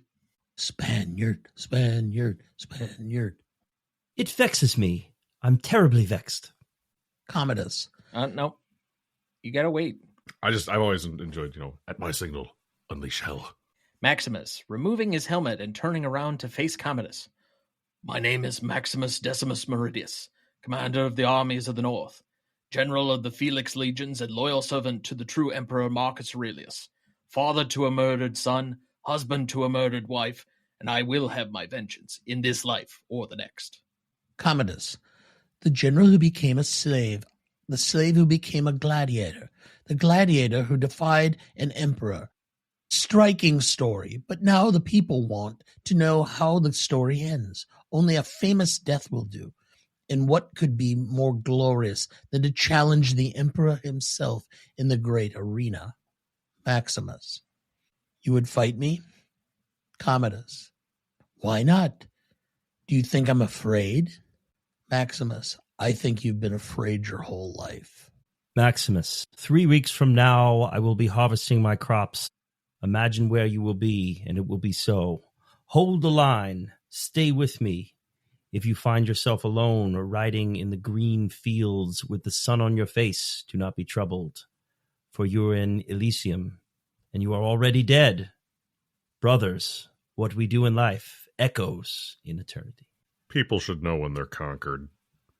Would you, Quintus? Would I? Maximus, I knew a man once who said, death smiles at us all. All a man can do is smile back. Lucilla, today I saw a slave become more powerful than the emperor of Rome. Maximus, the frost, it sometimes makes the blade stick. Marcus Aurelius to Maximus. When was the last time you were home? Maximus, 2 years, 264 days, and this morning. Maximus, strength and honor. Maximus, nothing happens to anyone that he is not fitted by nature to bear. Commodus, he sleeps so well because he is loved. Proximo. You sold me queer giraffes. Arguably the line of the movie, and what a wonderful delivery, by the way.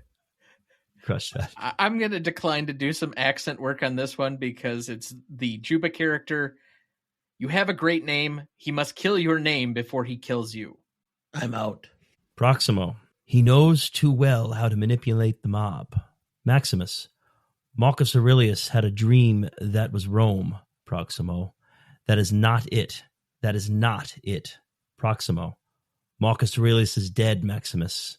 We mortals are but shadows and dust. Shadows and dust, Maximus. You got any left, Rob? Good. I'm gonna ride out on that Proximo quote and pull the rug out from Kieran a little bit there. All right, I got a couple left. Proximo. I have a lot left. I guess I'll trim. No, them it's down, all right. Sorry. Proximo. Listen to me. Learn from me. I was not the best because I killed quickly. I was the best because the crowd loved me. Win the crowd, and you will win your freedom. Gracchus, the beating heart of Rome is not the marble of the Senate. It's the sand of the Colosseum. He'll bring them death, and they'll love him for it. And my last one, Proximo. Ultimately, we're all dead men. Sadly, we cannot choose how, but what we can decide is how we meet that end, in order that we are remembered as men. Proximo, so Spaniard, we shall go to Rome together and have bloody adventures. And the great whore will suckle us until we are fat and happy and we can suckle no more. And then, when enough men have died, perhaps you will have your freedom. I have to do, I have two more Proximos I got to do. Sorry here. Maximus says, I'm required to kill, so I kill. That is enough. Proximo, in one of the most insane monologues in the entire movie. That's enough for the provinces, but not for Rome. The young emperor has arranged a series of spectacles to commemorate his father, Marcus Aurelius. I find that amusing, since Marcus Aurelius the Wise, the all-knowing Marcus Aurelius, that closed us down, So finally, after 5 years of scratching a living in a flea-infested villages, we are finally going back to where we belong, the Colosseum. You should see the Colosseum, Spaniard. 50,000 Romans watching every movement of your sword, willing to make that killing blow. The silence before you strike and the noise afterwards, it rises up like a storm, as you were the thunder god himself. And then finally, Proximo. Some of you are thinking that you won't fight. Others, that you can't fight. They all say that. Until they're out there. And Tom, I'm sorry, but did you get Juba? No, you didn't. Okay. I'll end on this one, because that's how the movie ends. Juba. And now we are free. I will see you again. But not yet. Not yet. All right. Let's move to the Stanley rubric. Legacy is up first. This is a measure of the legacy of the film approximately 5 years after it came out. So 2005 to today. What is the legacy of this film? We split this category 5 and 5 points as shared between the audience at large and the industry. Dad, would you like to go first or second? Since I'm a newbie, I'll go second. All right. I think that the industry is kind of forced by the sequel to honor and respect this more, but I think this is more of an audience film at this point. I think the industry kind of gives this a little bit of a nod and shrug, but it's not like an important or highly publicized Oscar Best Picture winner unless it's brought up by the audience. This is one that the general people remember because it was widely popular. It's still very popular among men, particularly. And so it's constantly in their rewatches.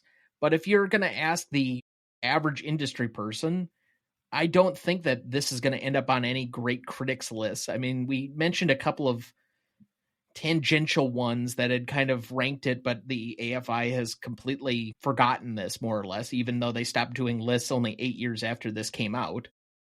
And this isn't going to appear in any Sight and Sound poll anytime soon. I don't know that if it weren't for the sequel, that this is something that anybody would feel is a great property or commodity to try and capitalize on. There wasn't a huge fervor for a sequel, especially because of the way the movie ends. The character that carries the movie, at least for me, dies. And it feels natural and deserving, and I think that's the way the movie should have ended. So then how we got a sequel, I'm not still quite sure, and frankly, the plot of the second movie makes that compellingly clear. But there was a plot? Well, there was an attempt at a plot. Anyway, I think that I'm going to go with a 4 on the industry, but I'll go with a 4.5 on the audience. I don't think this movie is for a completely broad spectrum of people, but I think that there are enough people that have seen it.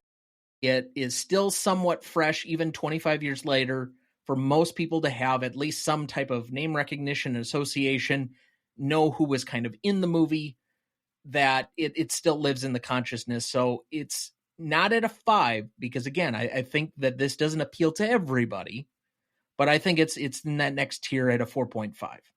So I have an 8.5. I have different reasons for coming out, at least as far as the industry, to the same point as you, Tom.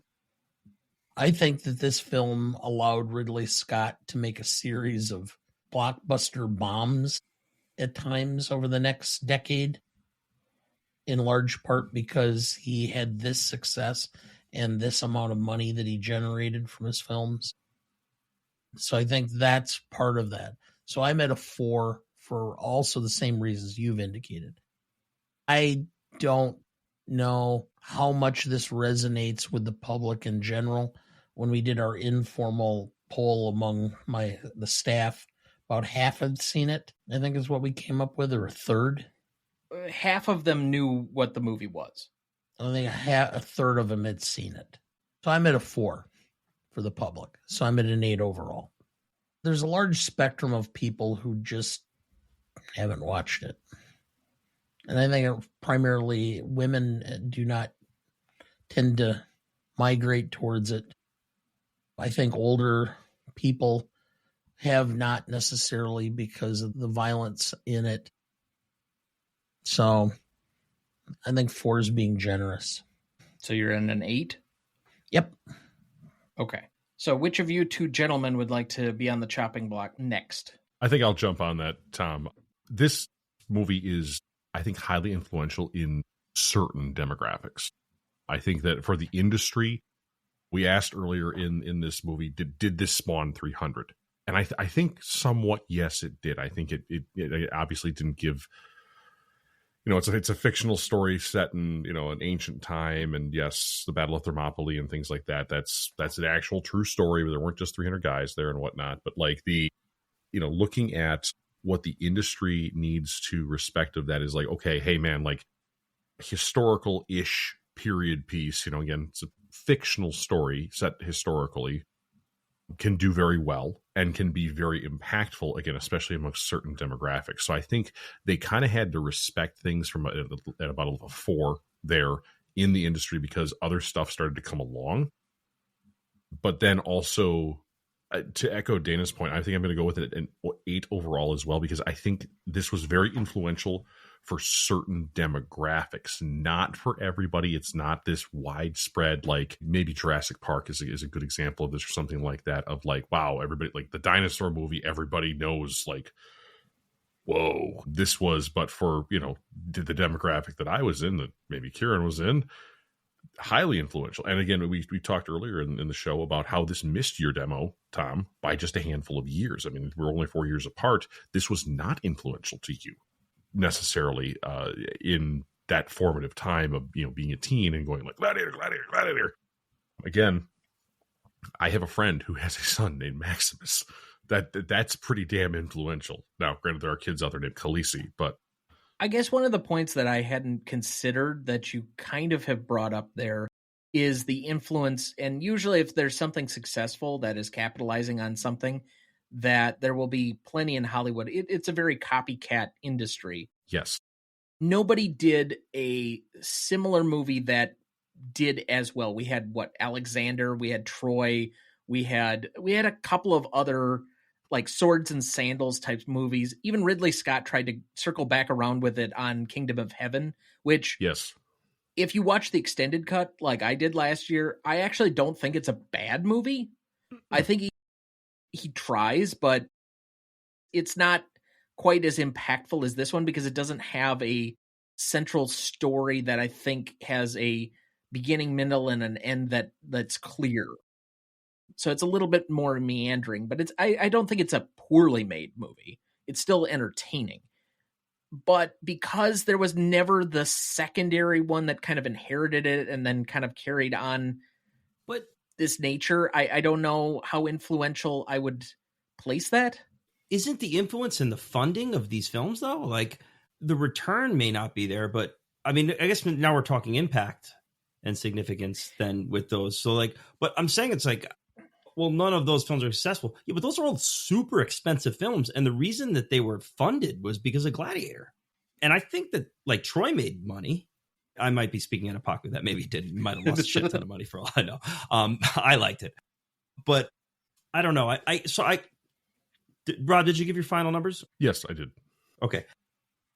So I'm going to echo you guys with industry. I kind of don't disagree much with what you're saying. I think you're right that we probably reserve that for impact and significance given how the proximity of it is. So you're probably right there. But I like the 4. This isn't like looked at in prestige from the industry. It definitely built some careers and such. So I give it a little love of that, but I can't go much higher than a 4. I'm a little surprised about this on the next one. How is this not a 5 for audience? I mean, 25 years later, they randomly came out with a sequel that doesn't have the lead in it. And it's a massive blockbuster hit, whether you liked the movie or not. How is that not as significant as it gets? I mean, there's no like Lost in Translation 2, 25 later, starring Gal Gadot and Denzel Washington. God. Like, oh, like, I mean, like, this is like, this is a massive, massive hit.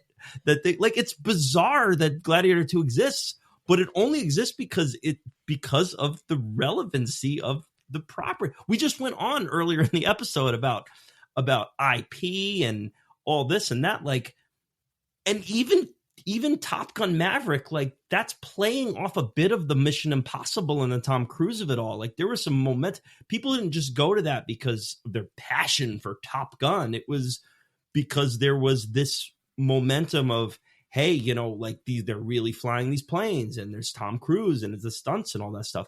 Like, Gladiator is just like a random movie from 2000 that, yes, of course, it won Best Picture and Best Actor and Russell Crowe and all that, but it resonates today. How is it not a 5? I mean, it is a massive blockbuster success in 2024. That's kind of insane that that's even a reality. So I have a 9.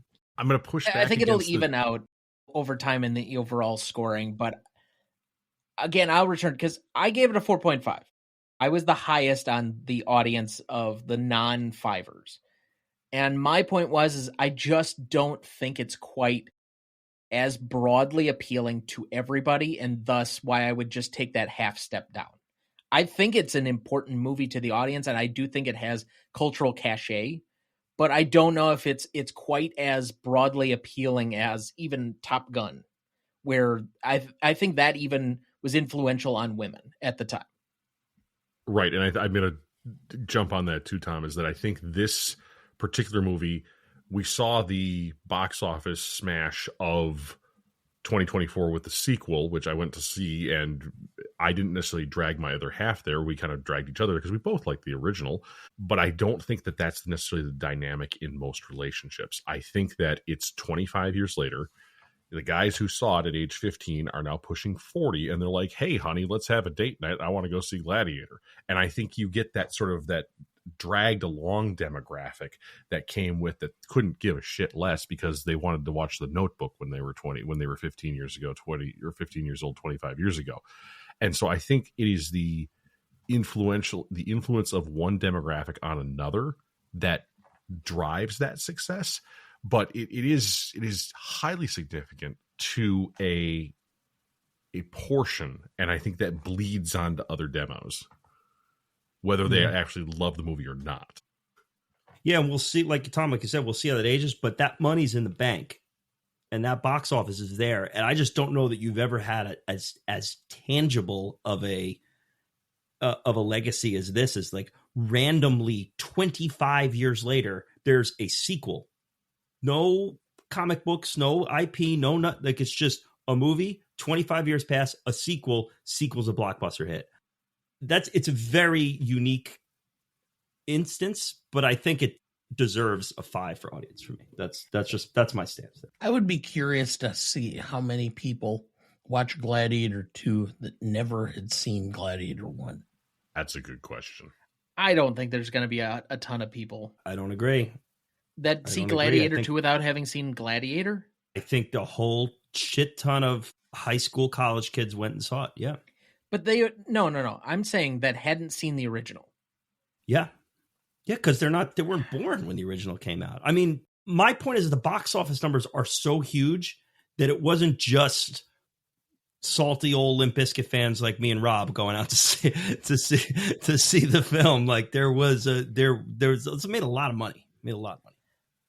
All right, just for the sake of it, it didn't quite get to $500 million in the global box office. So, I mean, it made a lot of money, but like, let's not also make it that it was Oppenheimer or Barbie. But what was it like? What was it ranked last year? All right. And if you take out kids' films, what was it ranked?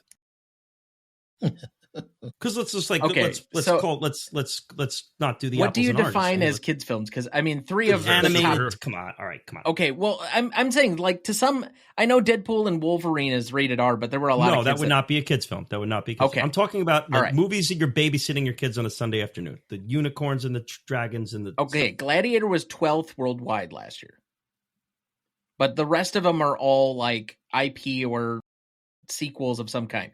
Inside Out 2, Deadpool and Wolverine, Moana 2, Despicable Me 4, Wicked, Mufasa the Lion King, Dune Part 2, Godzilla versus Kong, The New Empire, Kung Fu Panda 4, Sonic the Hedgehog 3, Venom: The Last Dance, then Gladiator 2. A lot of then you had Beetlejuice just after it. Wow, so it beat Beetlejuice. I'll talk about another. See, those are comparable entities there. Yeah. Sequels many years later. Obviously, when I'm talking about kids' movies, I'm talking about the animateds, the ones that parents are trying to get their kids out of the sun. They're trying to get their kids in there. Okay, so if you're doing that, you could probably take out Wicked, Mufasa. I'll allow Wicked. Me. Wicked can stay. Wicked can stay. All right. So if you're doing that, you're taking out Inside Out 2, Moana 2, Despicable Me 4, Mufasa, Kung Fu Panda 4, and Sonic the Hedgehog 3. Yes, get rid of them. So that's like 6 out of 12. So it's like 6 among the adult movies, I guess. So it was the 6th highest grossing film of the year, basically for its targeted demographic. That's pretty significant. That's just my point. That's pretty significant. I'm not saying that it didn't make money. $500 million in this climate is not bad. But also, like, let's also not make it that it was Top Gun Maverick either, which is a completely different entity. Like, I think that's over here, and then Gladiator 2's like here, with a grouping of other like legacy. But my point about types. Top Gun Maverick is that had less to do about the actual Top Gun and more to do about Tom Cruise and the stunts. But yeah, we're getting each other. Okay, we can move on though. But just to average this out, we had an 8.38 for Legacy. Anyway, impact and significance.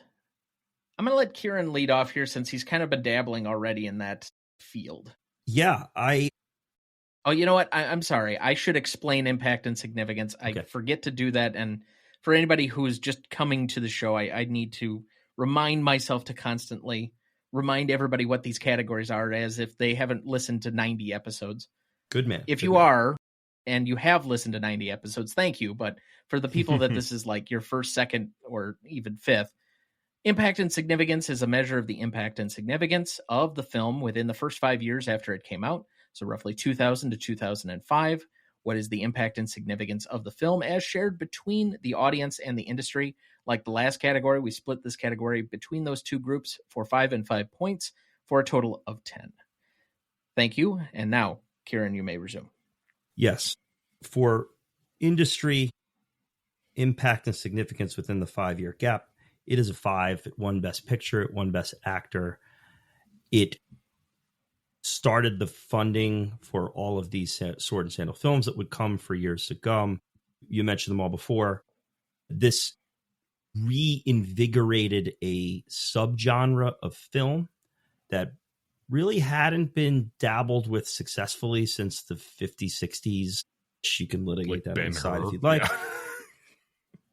To me, it's an easy 5. It checks all the award stuff. It checks all what people funded for the next couple of years. It's an easy 5. Audience, again, I will go with a 5. It was all the rage. It did it in the box office.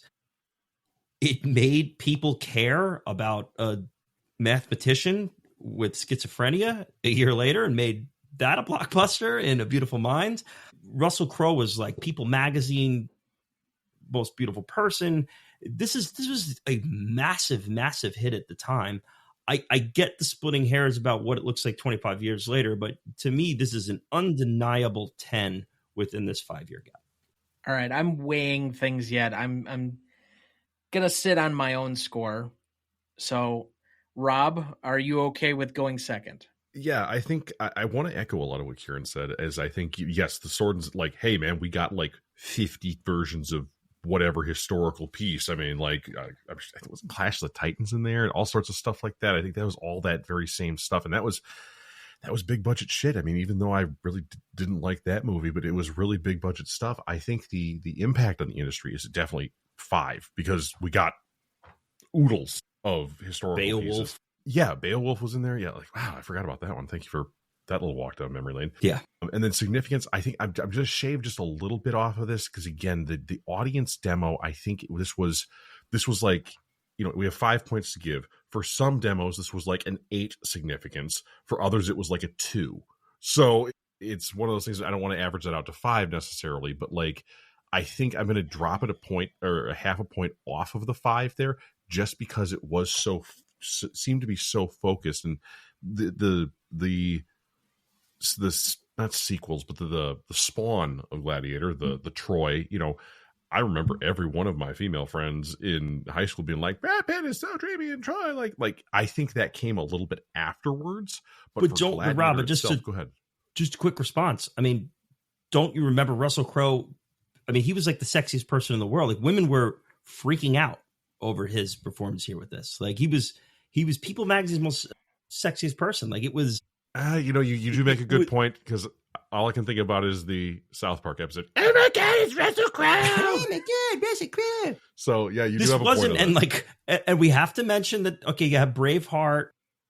So Braveheart was like the kindling for this whole stuff. So right, you can't just say like they're the first person to do it. But this was the blue flame that took it off. And, you know, and I think that you've convinced me, sir. I think you do have a point there, because and that was something I didn't consider, was that, yes, you know, even looking at the South Park thing, like, because that's literally what was happening. You're right. You know, oh my God, it's Russell Crowe, and people were freaking out about that. So yeah, I'm going to go with a perfect 10 on this. I'm still sitting on the fence trying to debate it here. So, Dad, I guess I'm filibustering myself for a second. Do you need some privacy? I was going to make a filibuster a nut kind of joke or something like that. For me, okay. Yes, it won Best Picture. It won Best Actor. It did not win a ton of other awards. Yes, it also impacted that. So, okay, but you also made an argument a couple of weeks ago. How many films have been nominated for 12 Oscars? The list is very short. I know. So I will go up from my original 4.5 on the industry to 5. But on the public, I think it was more of a guy's picture, except it did help to have Beefcake and Russell Crowe in it. I've mentioned this a couple of times to some people I know.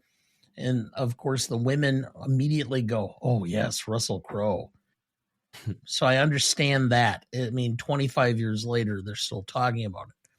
But I've got to go with a 4.5 for the public. So I'm at a 9.5.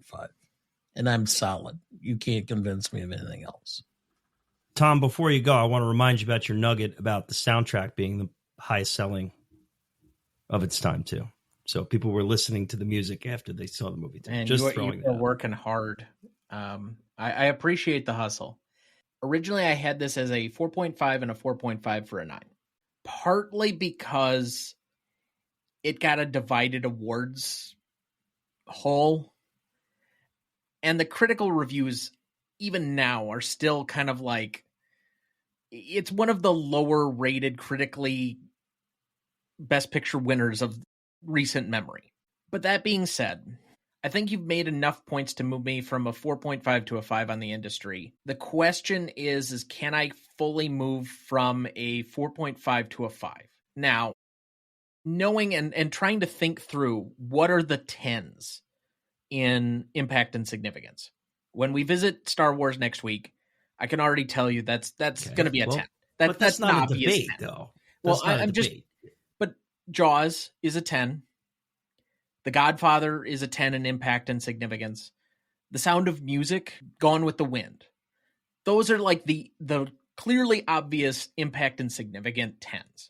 Where I'm struggling a little bit is that even though this was a big movie in the moment and was clearly something that tried to be copied, can I say it's on par with some of the rest of those that it just was so culturally pervasive? The impact of Star Wars, or even the impact of Indiana Jones, I think we also had like a 10 at the time, just because of how much that movie ran for like 2 years straight as being like the number one thing at the box office until E.T. I'm just not sure I'm ready to go there for a film that finished number 2 in its own year. And I don't think 4.5 on an audience, even as wide-reaching as it was, is necessarily a knock. It's just saying it's not Jaws. It's not Star Wars. And I don't think that's necessarily a step down. I just think it's saying it was important, but we got to also appreciate it within the larger context. So I guess I'm going to stay at a 9.52. So that should be what? 9.75. Yeah, I think so. So that is a 9.75 average between the four of us, which if you're going to get something for our scoring purposes, that's about as good as you're going to get without getting a 10. All right, let's move to novelty. Dad, I'm going to let you lead off here, but quickly, just to define the category, this is a measure of the novelty of the film as divided between two different characteristics, the originality of anything having to do with the movie, as well as the execution overall by the entire production, top to bottom. We split this category 5 and 5 points for a total of 10. Go ahead, Dad. Ben-Hur, Spartacus. It's not novel. I think you're going to get a lot of argument there, but okay, you want to expand on that? I mean, it's not like it's something that was completely unique to the circumstance or to the film genre. I mean, it had been done before. It was packaged better. In the originality, it's probably about a 2.5 out of 5. Execution, I'll give it a 4. So I'll go with a 6.5 because the battle scenes were by themselves. The execution of them and the intricacy involved did put shame to a lot of the other Roman ancient history films as far as, you know, the amount of technology involved and all of that. So the execution was a lot higher, but the originality, I didn't think it was that original. I mean, it was packaged better and done better than some of them, but so I'm at a 6.5. I'd like to go next if I could. That's a brutal. All right, opening, fine. But go ahead. Just because I'll let you go. I'm basically just going to second everything that Dana said. I'm in full agreement with him. I don't think it's original and novel at all. It is Spartacus and Ben-Hur repackaged. Ridley Scott went to a garage sale or an old thrift shop and found an old lamp and rubbed it and came up with something really fantastic. But the execution is what makes this film great to me. Dana, you were at a 2.5 and a 4. Yes. I'm going to be a little higher in the execution because of he took an old package and revision. I'll just go 0.5 up. So I'll go 2.5 and a 4.5.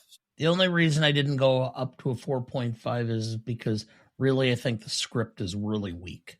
And you brought up the battle scenes, but this is kind of like the end of an era with these battle scenes, and it reinvigorated the last gasp of it. So 2.5 and a 4.5 for someone do the math for me. 7?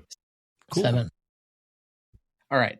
I'm just going to make my entry here and let it fall. If I'm going to argue, and I think this is actually a little bit more novel than both of you, that's not where I'm going to lose the points. I ultimately end pretty much where both of you are at. But I would say that the Sword and Sandal movie was dead for multiple decades.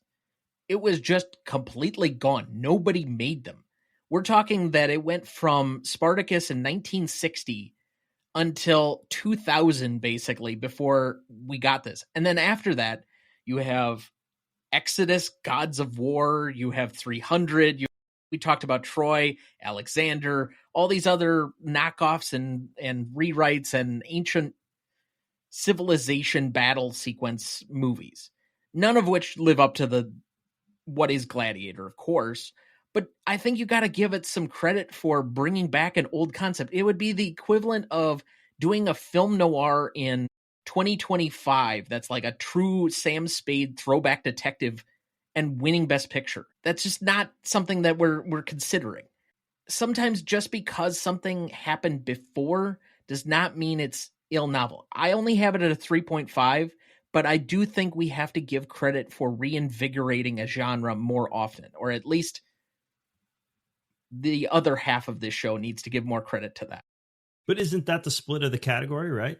Like the execution of it. Like we didn't invent anything, but we found something and we made it something else. So That's a fair argument, I suppose, in the definitions.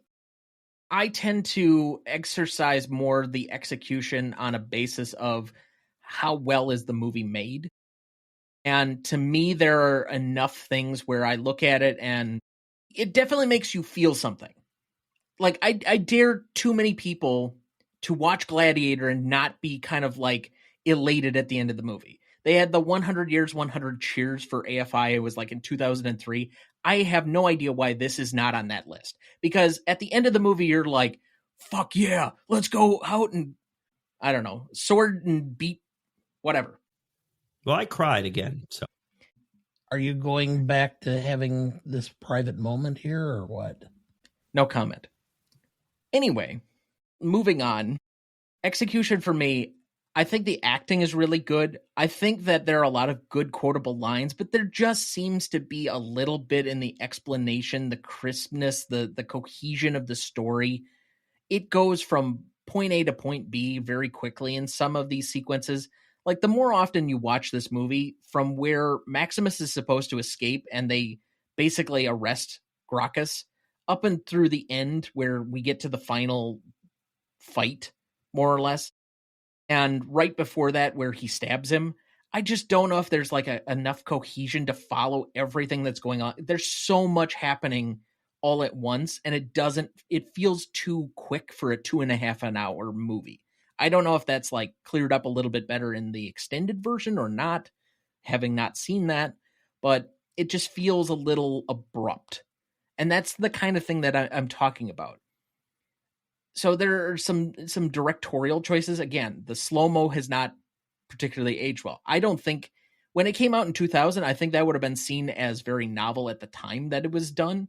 But now in hindsight, and maybe that's a classicness thing, but ultimately I came out at a 3.5 there and I'm at a 7. Okay, I'm gonna probably put this a little bit higher, and I would push back on Dana, you and Kieran both with the novelty thing. We talked about Spartacus being, 1960-ish.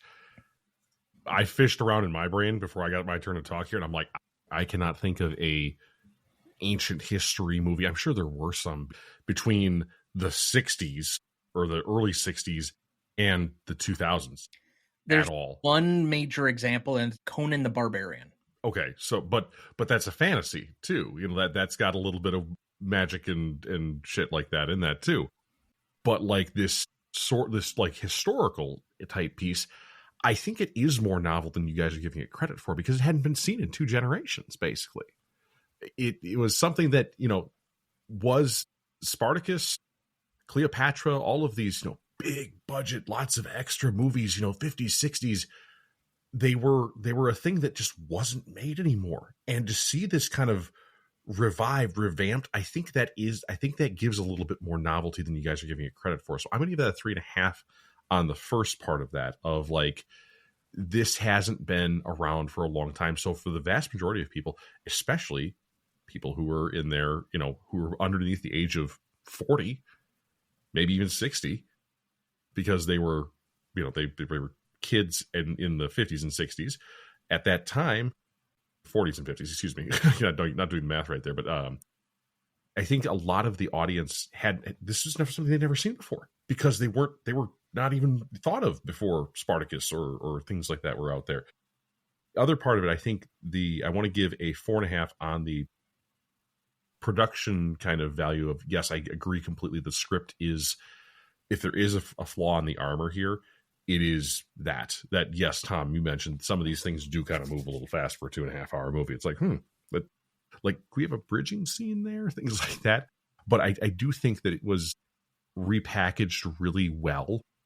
Yes, extended edition, I know I have to watch it, but I think it was packaged really well, because it was that new, that, hey, this is this old thing and we've totally given it a facelift. It's totally something you've never seen before, 80% or 70% of moviegoers, and it's really well done. And the thing that I really that sets this up for me here is, not only did we get the Sword and Sandals revival and, all the extra, child movies of Gladiator, you can hear, even from the musical production, you can hear Hans Zimmer in Pirates of the Caribbean, in all of these other things that came out after that. And I would argue that movies like Pirates of the Caribbean are akin to sword and sandals types of movies because they are historical fiction generally. Again, there's a fantastical element to Pirates of the Caribbean, the first one at least. Well, it's way bigger than the other ones, but like the first one does have that little sprinkle of magic, if you will. And I really think that is something that is not just a legacy thing, but also that production thing that you can hear some of the exact same stuff and it's smashing every single time in great movies down the line. I do just have to throw out, while we're watching, my fiance goes, this sounds like a knockoff of the Pirates of the Caribbean score. I'm like, well, it's not a knockoff. Right, it's the predecessor. This is started. And I just want to just echo off of what Dana said. I think the point with Ben-Hur and Spartacus is just, it is the storyline, though. It's derivative of the storyline. I mean, that's so fair. it just kind of is the storyline. So that's let's just take it out of the context of the setting. Okay, guy is a big time, well thought of actor or player in society. Then through events that are beyond his control, he becomes the low point. Zero, yeah. And then rises back up and ultimately defeats his nemesis at the end.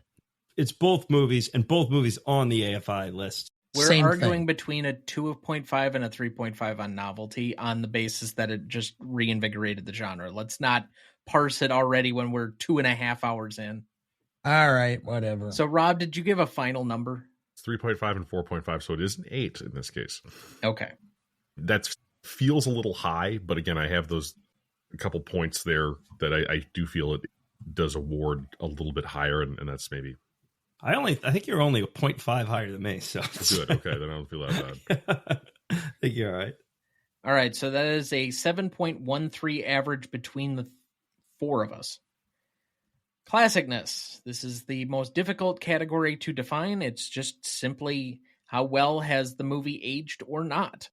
And you can take that in a multitude of different ways. Often we've tried to work backward where things age poorly more than they age well. And so we usually subtract points, but we've reformatted this slightly. Up until this season, it had been at a baseline of 7 and then worked backward. We're now at a 6 as we start. Dad, this tends to be your more nuanced category. And as a first timer, I will let you start here. It's Rome. Of course, there are not going to be a lot of central female characters. There is also some diversity in the cast, which was good. The ultimate question in this film, as far as classicness, is if this film were to be taken and released today, would it still hold up? And the answer is yes. Because there's nothing in here that, you kind of go, or this didn't work, or this does work. So originally, I've been mulling this over most of the day as far as classicness specifically. And I've been talking myself higher as the day has progressed because of the fact that ultimately, again, you could release this. In fact, I would have probably preferred this had been released instead of Gladiator 2, but I guess I have the advantage of having watched Gladiator 2 before Gladiator 1. Well, there you go. So to that extent, I'm going to give it a little higher marks on classicness than I would. So I'm going to go with an 8 on classicness. I'm going to echo Dana. I don't have anything to add or subtract. I think that's on point. Rob, do you want to do your sequel hate now, or do you want to wait for me? Oh, let's... no, I'm going to wait for you. Let's have you dig in first. Because I'm in the camp that I think the remake kind of cheapens this and makes it a little bit more silly. Because I don't think that the plot line to the second one makes a whole lot of sense. And it kind of tries to... I don't know. There's pieces of the second one that undercut some of the story from this one and just ruin parts of the Maximus story where had you just left it alone and let it be its own thing, I think it would have been fine. if you're going under Dana's criteria of if it were released today, if Gladiator 2 is not existent and you just basically pick this out of the year 2000 and drop it into today, yeah, I think I can see where you're at with most of it. I think if you add a level of timelessness to it, where usually at about 25 years, I start to add like a point if something would still be somewhat popular today, and I'm willing to go down that road. But the more they make of this, and I think Rob mentioned this on our Dark Knight Rises show, which I know is going to make Kieran's blood boil because he's a huge Dark Knight Rises defender. We stand with Rises. I think it's a fun movie, but with each one that somehow loses some quality, and I know we're going to discuss this in a couple of weeks as well, when Rob's already telegraphed that he doesn't like the prequel or the sequel trilogy of Star Wars. But the more the product just dilutes, the more I find that the classicness may cheapen. And I don't want that to be a precursor of where we're going to go for the next 3 weeks with Star Wars, because that's just not going to make that conversation particularly fun. I'm fighting against where I was originally at. If we started at 6 and I haven't really found too many things that I can find particularly wrong, and I'm giving it an extra point for timelessness, I'll go with a 7 and just hold. Okay. Yeah. Having seen the sequel, I think the sequel actually cheapened the classicness of this movie. I think that sequel brought it down. One of the things that I think Hollywood does really wrong now is they take stories that were complete and they try to make an expanded universe out of them. Like, oh my gosh, let's have another adventure with Maximus. And that is exactly what happened to Gladiator because Gladiator 2 was made. That movie is literally one of the worst pieces of film I've ever seen. My wife and I went to the theater. We had not been to an actual movie, thanks to the pandemic and everything like that, I found out 8 freaking years. And that movie single-handedly made me never want to go back to a movie theater again for another 8 years. It was that bad. We looked at each other after the movie and we said, did you hate this? And we've come up to a point where we now realize that we have to have a code word to each other that says, I freaking hate this and I want to leave. That we both understand that is code that you can use either in a movie or whatever, or at a place that you know, for your friend's house when it's time to go home or whatever it might be.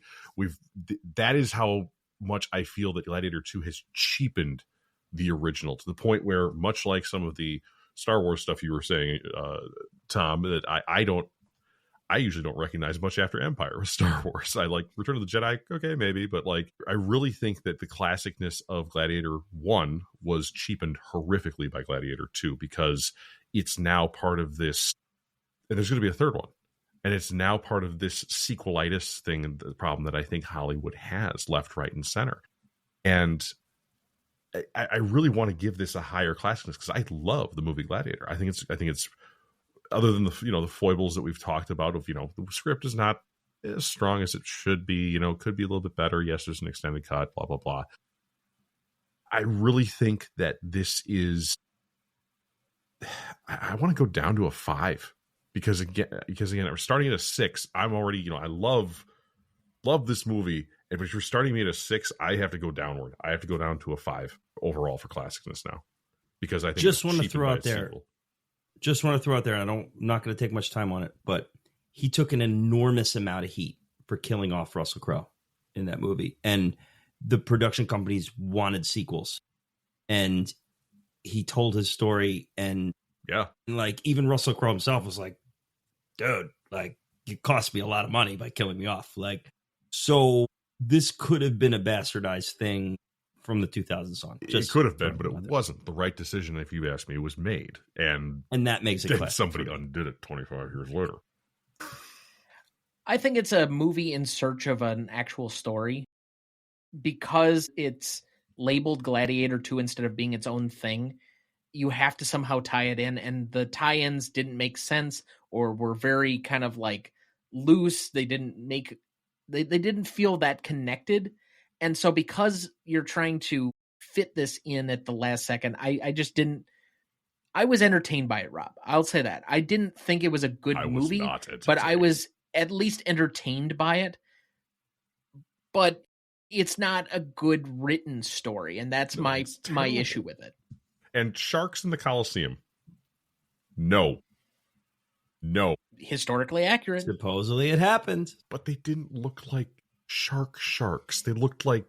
I mean, Bengal tigers in the Sharknado Colosseum sharks. is like, where are they getting those from?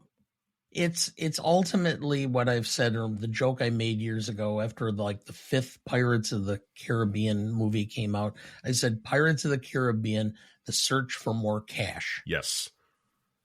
And that's what Gladiator 2 was. Absolutely. Let's come up with this movie. Well, but we have to throw Gladiator 2 because there's enough people who saw the original that they'll get people to sit in the seats and watch this.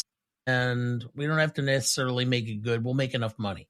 Right, because we'll get Denzel to be himself in the movie, and people will go see it because Denzel. Because I even fell into that. I said, oh, Denzel, he's going to be fantastic. I bet he's going to play a great role. But no, he just played himself. And it's like... So that's a 7 average between the 4 of us. Let's move to our last primary category for us. That is rewatchability. This is not a definable category because we have so many subjective things, including a test named after one of our guests. I will take the objective route here and say this is a 2.5-hour movie that is entertaining, and I don't think it feels quite its length. Like, when we've had a ton of 2.5-hour movies this year nominated for Best Picture, I'd much rather watch this than several of the things that were up for stuff this year that needed to be edited down a half an hour. But there are some moments in here that I do feel it slows down a little bit too much, and the cohesion's not always quite there. There can be times where it's a little bit difficult to follow what the true story as opposed to just simply the plot is. And it has great action sequences. I take a little bit of offense at the editing and the slow-mo that I think, especially now in 2025, I find a bit grating. I have this at what I think is a reasonably objective 7. So we will release it to the subjective people. Rob has a 10. Yeah, because Kieran as has a much as I 9. hate the sequel, I love the original. Close, Tom. I have it at 8.5, just because there's a slight tinge of an exhaustive nature of this. Just there's a little bit of Roman politics of it all that does drag. So there is like the thought of watching it for this. There was a little internal gasp of, I get it's not quite like the 90-minute 12 Angry Men, like. So 8.5. Yeah. Love it. I'm at a 6, which is where my benchmark is. Will I rewatch it? Yes. Will I go out of my way to rewatch it? Probably not. But, is it something that I'm going to not want to rewatch if somebody suggests it? So that's why the 6 is the sweet spot for me. So that averages out to a 7.88 between the 4 of us. For audience score on this one, we had a 90% for Google users and an 87% for Rotten Tomato users, giving us an 8.85. So to repeat the categories, we had an 8.38 for legacy, a 9.75 for impact and significance, a 7.13 for novelty, a 7 for classicness, a 7.88 for rewatchability, and an 8.85 for audience score, giving us a final total of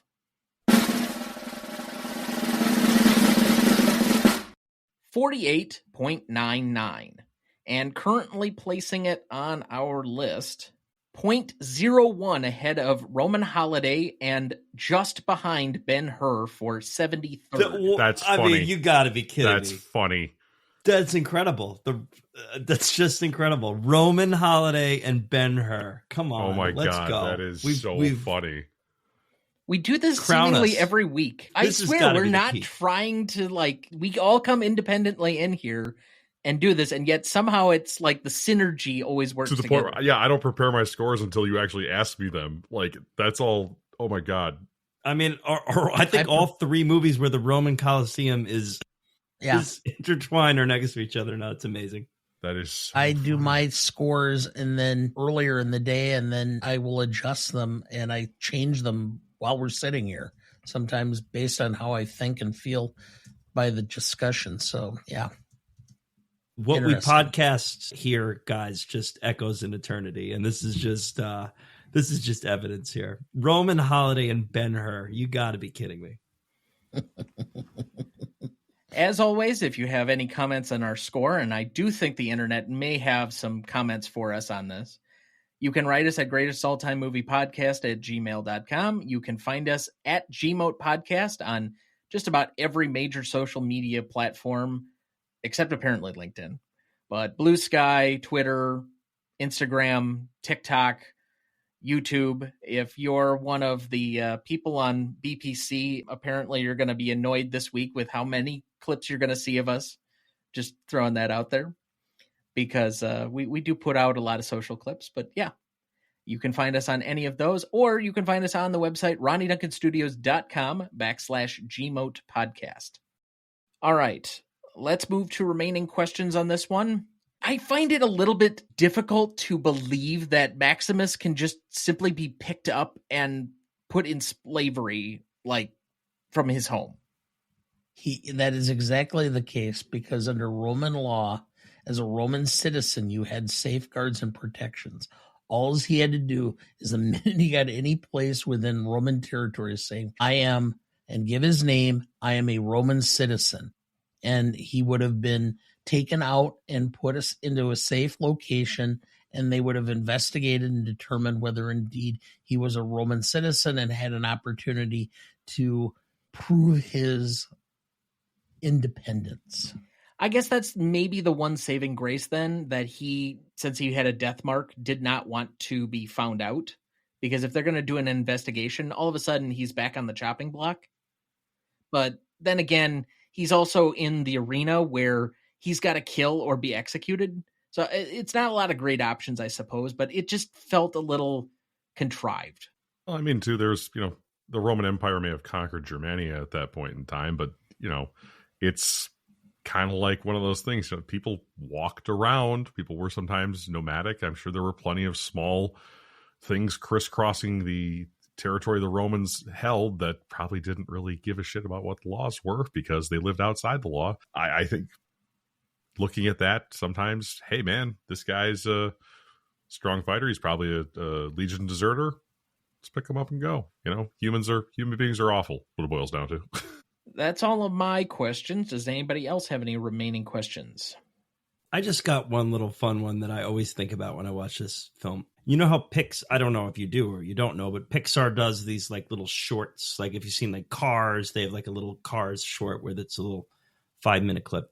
I want a little like Pixar short of like Tigris and his like plight. Like he's this retired gladiator. He's an undefeated retired gladiator, like sitting on the shore drinking Mai Tais, and they just come to him and they're like, hey, we need you back in the Coliseum. There's this guy, you can't beat him. And he's just like, why?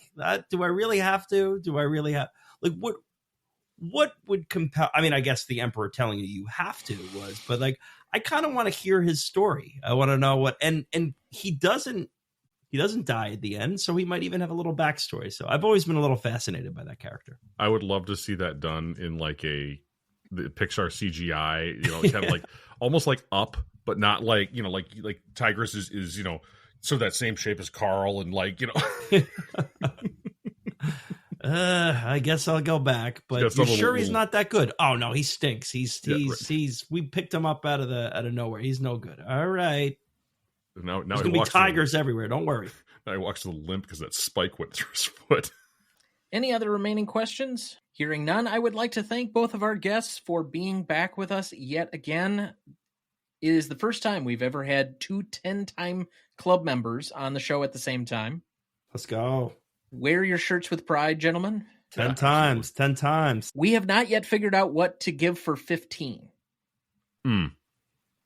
So we'll apparently need to figure that out rather quickly, because if Robb is doing 11 and then he's got 3 Lord of the Rings movies coming next season, that's going to get pretty close. So, But remind the people again what you're working on and where they can find you. Kieran, let's start with you this time. Best Picture Cast, just so it sounds, 3 words, Best Picture Cast. We cover all the Best Picture Cast films, all the winners of Best Picture. And yeah, just reach out to us on social media, wherever you find your podcasts. Come out and find us. And yeah, we're running to the end of the list, but we will be around doing much more. So Best Picture Cast. Look forward to hearing from you. And Rob, what are you working on and where can people find you? Yeah, folks can find me not just with my company, Westport Studios, for the B2B side of podcasts, but I also host my own show, B2B Business Class, where you can find on any major podcast platform. And then, of course, if folks are interested in connecting professionally, I got LinkedIn. I got some fun content there. And I'm always, again, looking to talk to people who are pod curious, as I call it. And it's just a wonderful, wonderful thing that I get to do for a job, which is great. So thanks again, Tom. You're very welcome, sir. It is always a joy to have you both back here with us. And as always, if you are looking for any of their links or connections, that is both available in the show notes of this episode, or you can find it on the website as well. All right, remaining thoughts for the week. Dad, do you have any? Saw a couple weeks ago The Amateur with Rami Malek and Rachel Brosnahan. Not what I would call Oscar-worthy, but it was fun. And so to that extent, if a 1.5 on the Oscar scale of 1 to 5, 4.5 on the fun, just going out and having a good time with a bag of popcorn, 4.5, yeah. Fair enough. As for me, I'm going to have to focus a little bit on TV here because I have not seen a lot of new releases, and project-wise and other things, I've mostly been trying to keep afloat with both school and the show. But as far as TV viewing, the new season of Hacks is out. The first couple of episodes, I was very pleasantly surprised that they're maintaining their level of quality. So I'm glad to see that that's back if you're a fan of that show. And then I will also highlight, very rarely do I think any of the franchise fare TV shows really works. There have been rare exceptions in a few times. I was a big lover of the Daredevil series on Netflix. And now that they've brought it back, I was very apprehensive after the first 2 episodes of this new Daredevil series on Disney+. But after the first 2 episodes, if you can get through those, that was the first week's release. Everything from 3 through 9 has been absolutely awesome. I have thoroughly enjoyed it up to this point. So if you enjoyed the original Netflix series, I would highly recommend that. So that'll do it for us this week. Thank you for listening. May the Force be with you. Next week, for our 260th episode, we welcome back Shane Rogers of the Midnight Facts for Insomniacs Podcast and Jesse Sertle of Cinemadison to discuss the indie darling that is Star Wars from 1977. Written and directed by George Lucas. Cinematography by Gilbert Taylor. Music by John Williams. Starring Mark Hamill, Harrison Ford, Carrie Fisher, and Alec Guinness. You won't want to miss that one, so watch ahead of the show by searching the Real Good app to find where it's streaming for you. That's REELGOOD. Please like, follow, rate, and review, or whatever on whichever platform you have so that more can join in our fun. You can also email the show at RonnieDuncanStudios.com or at GreatestAllTimeMoviePodcast@gmail.com, or find us on YouTube, Instagram, Twitter, Letterboxd, Blue Sky, or TikTok at the handle @GMOPodcast. The Greatest Movie of All Time is a production of Ronnie Duncan Studios. Our show is mixed, edited, and written by Thomas Duncan. Our music is thanks to Purple Planet Music. Our distributor is Captivate FM. Our technical provider is Riverside FM.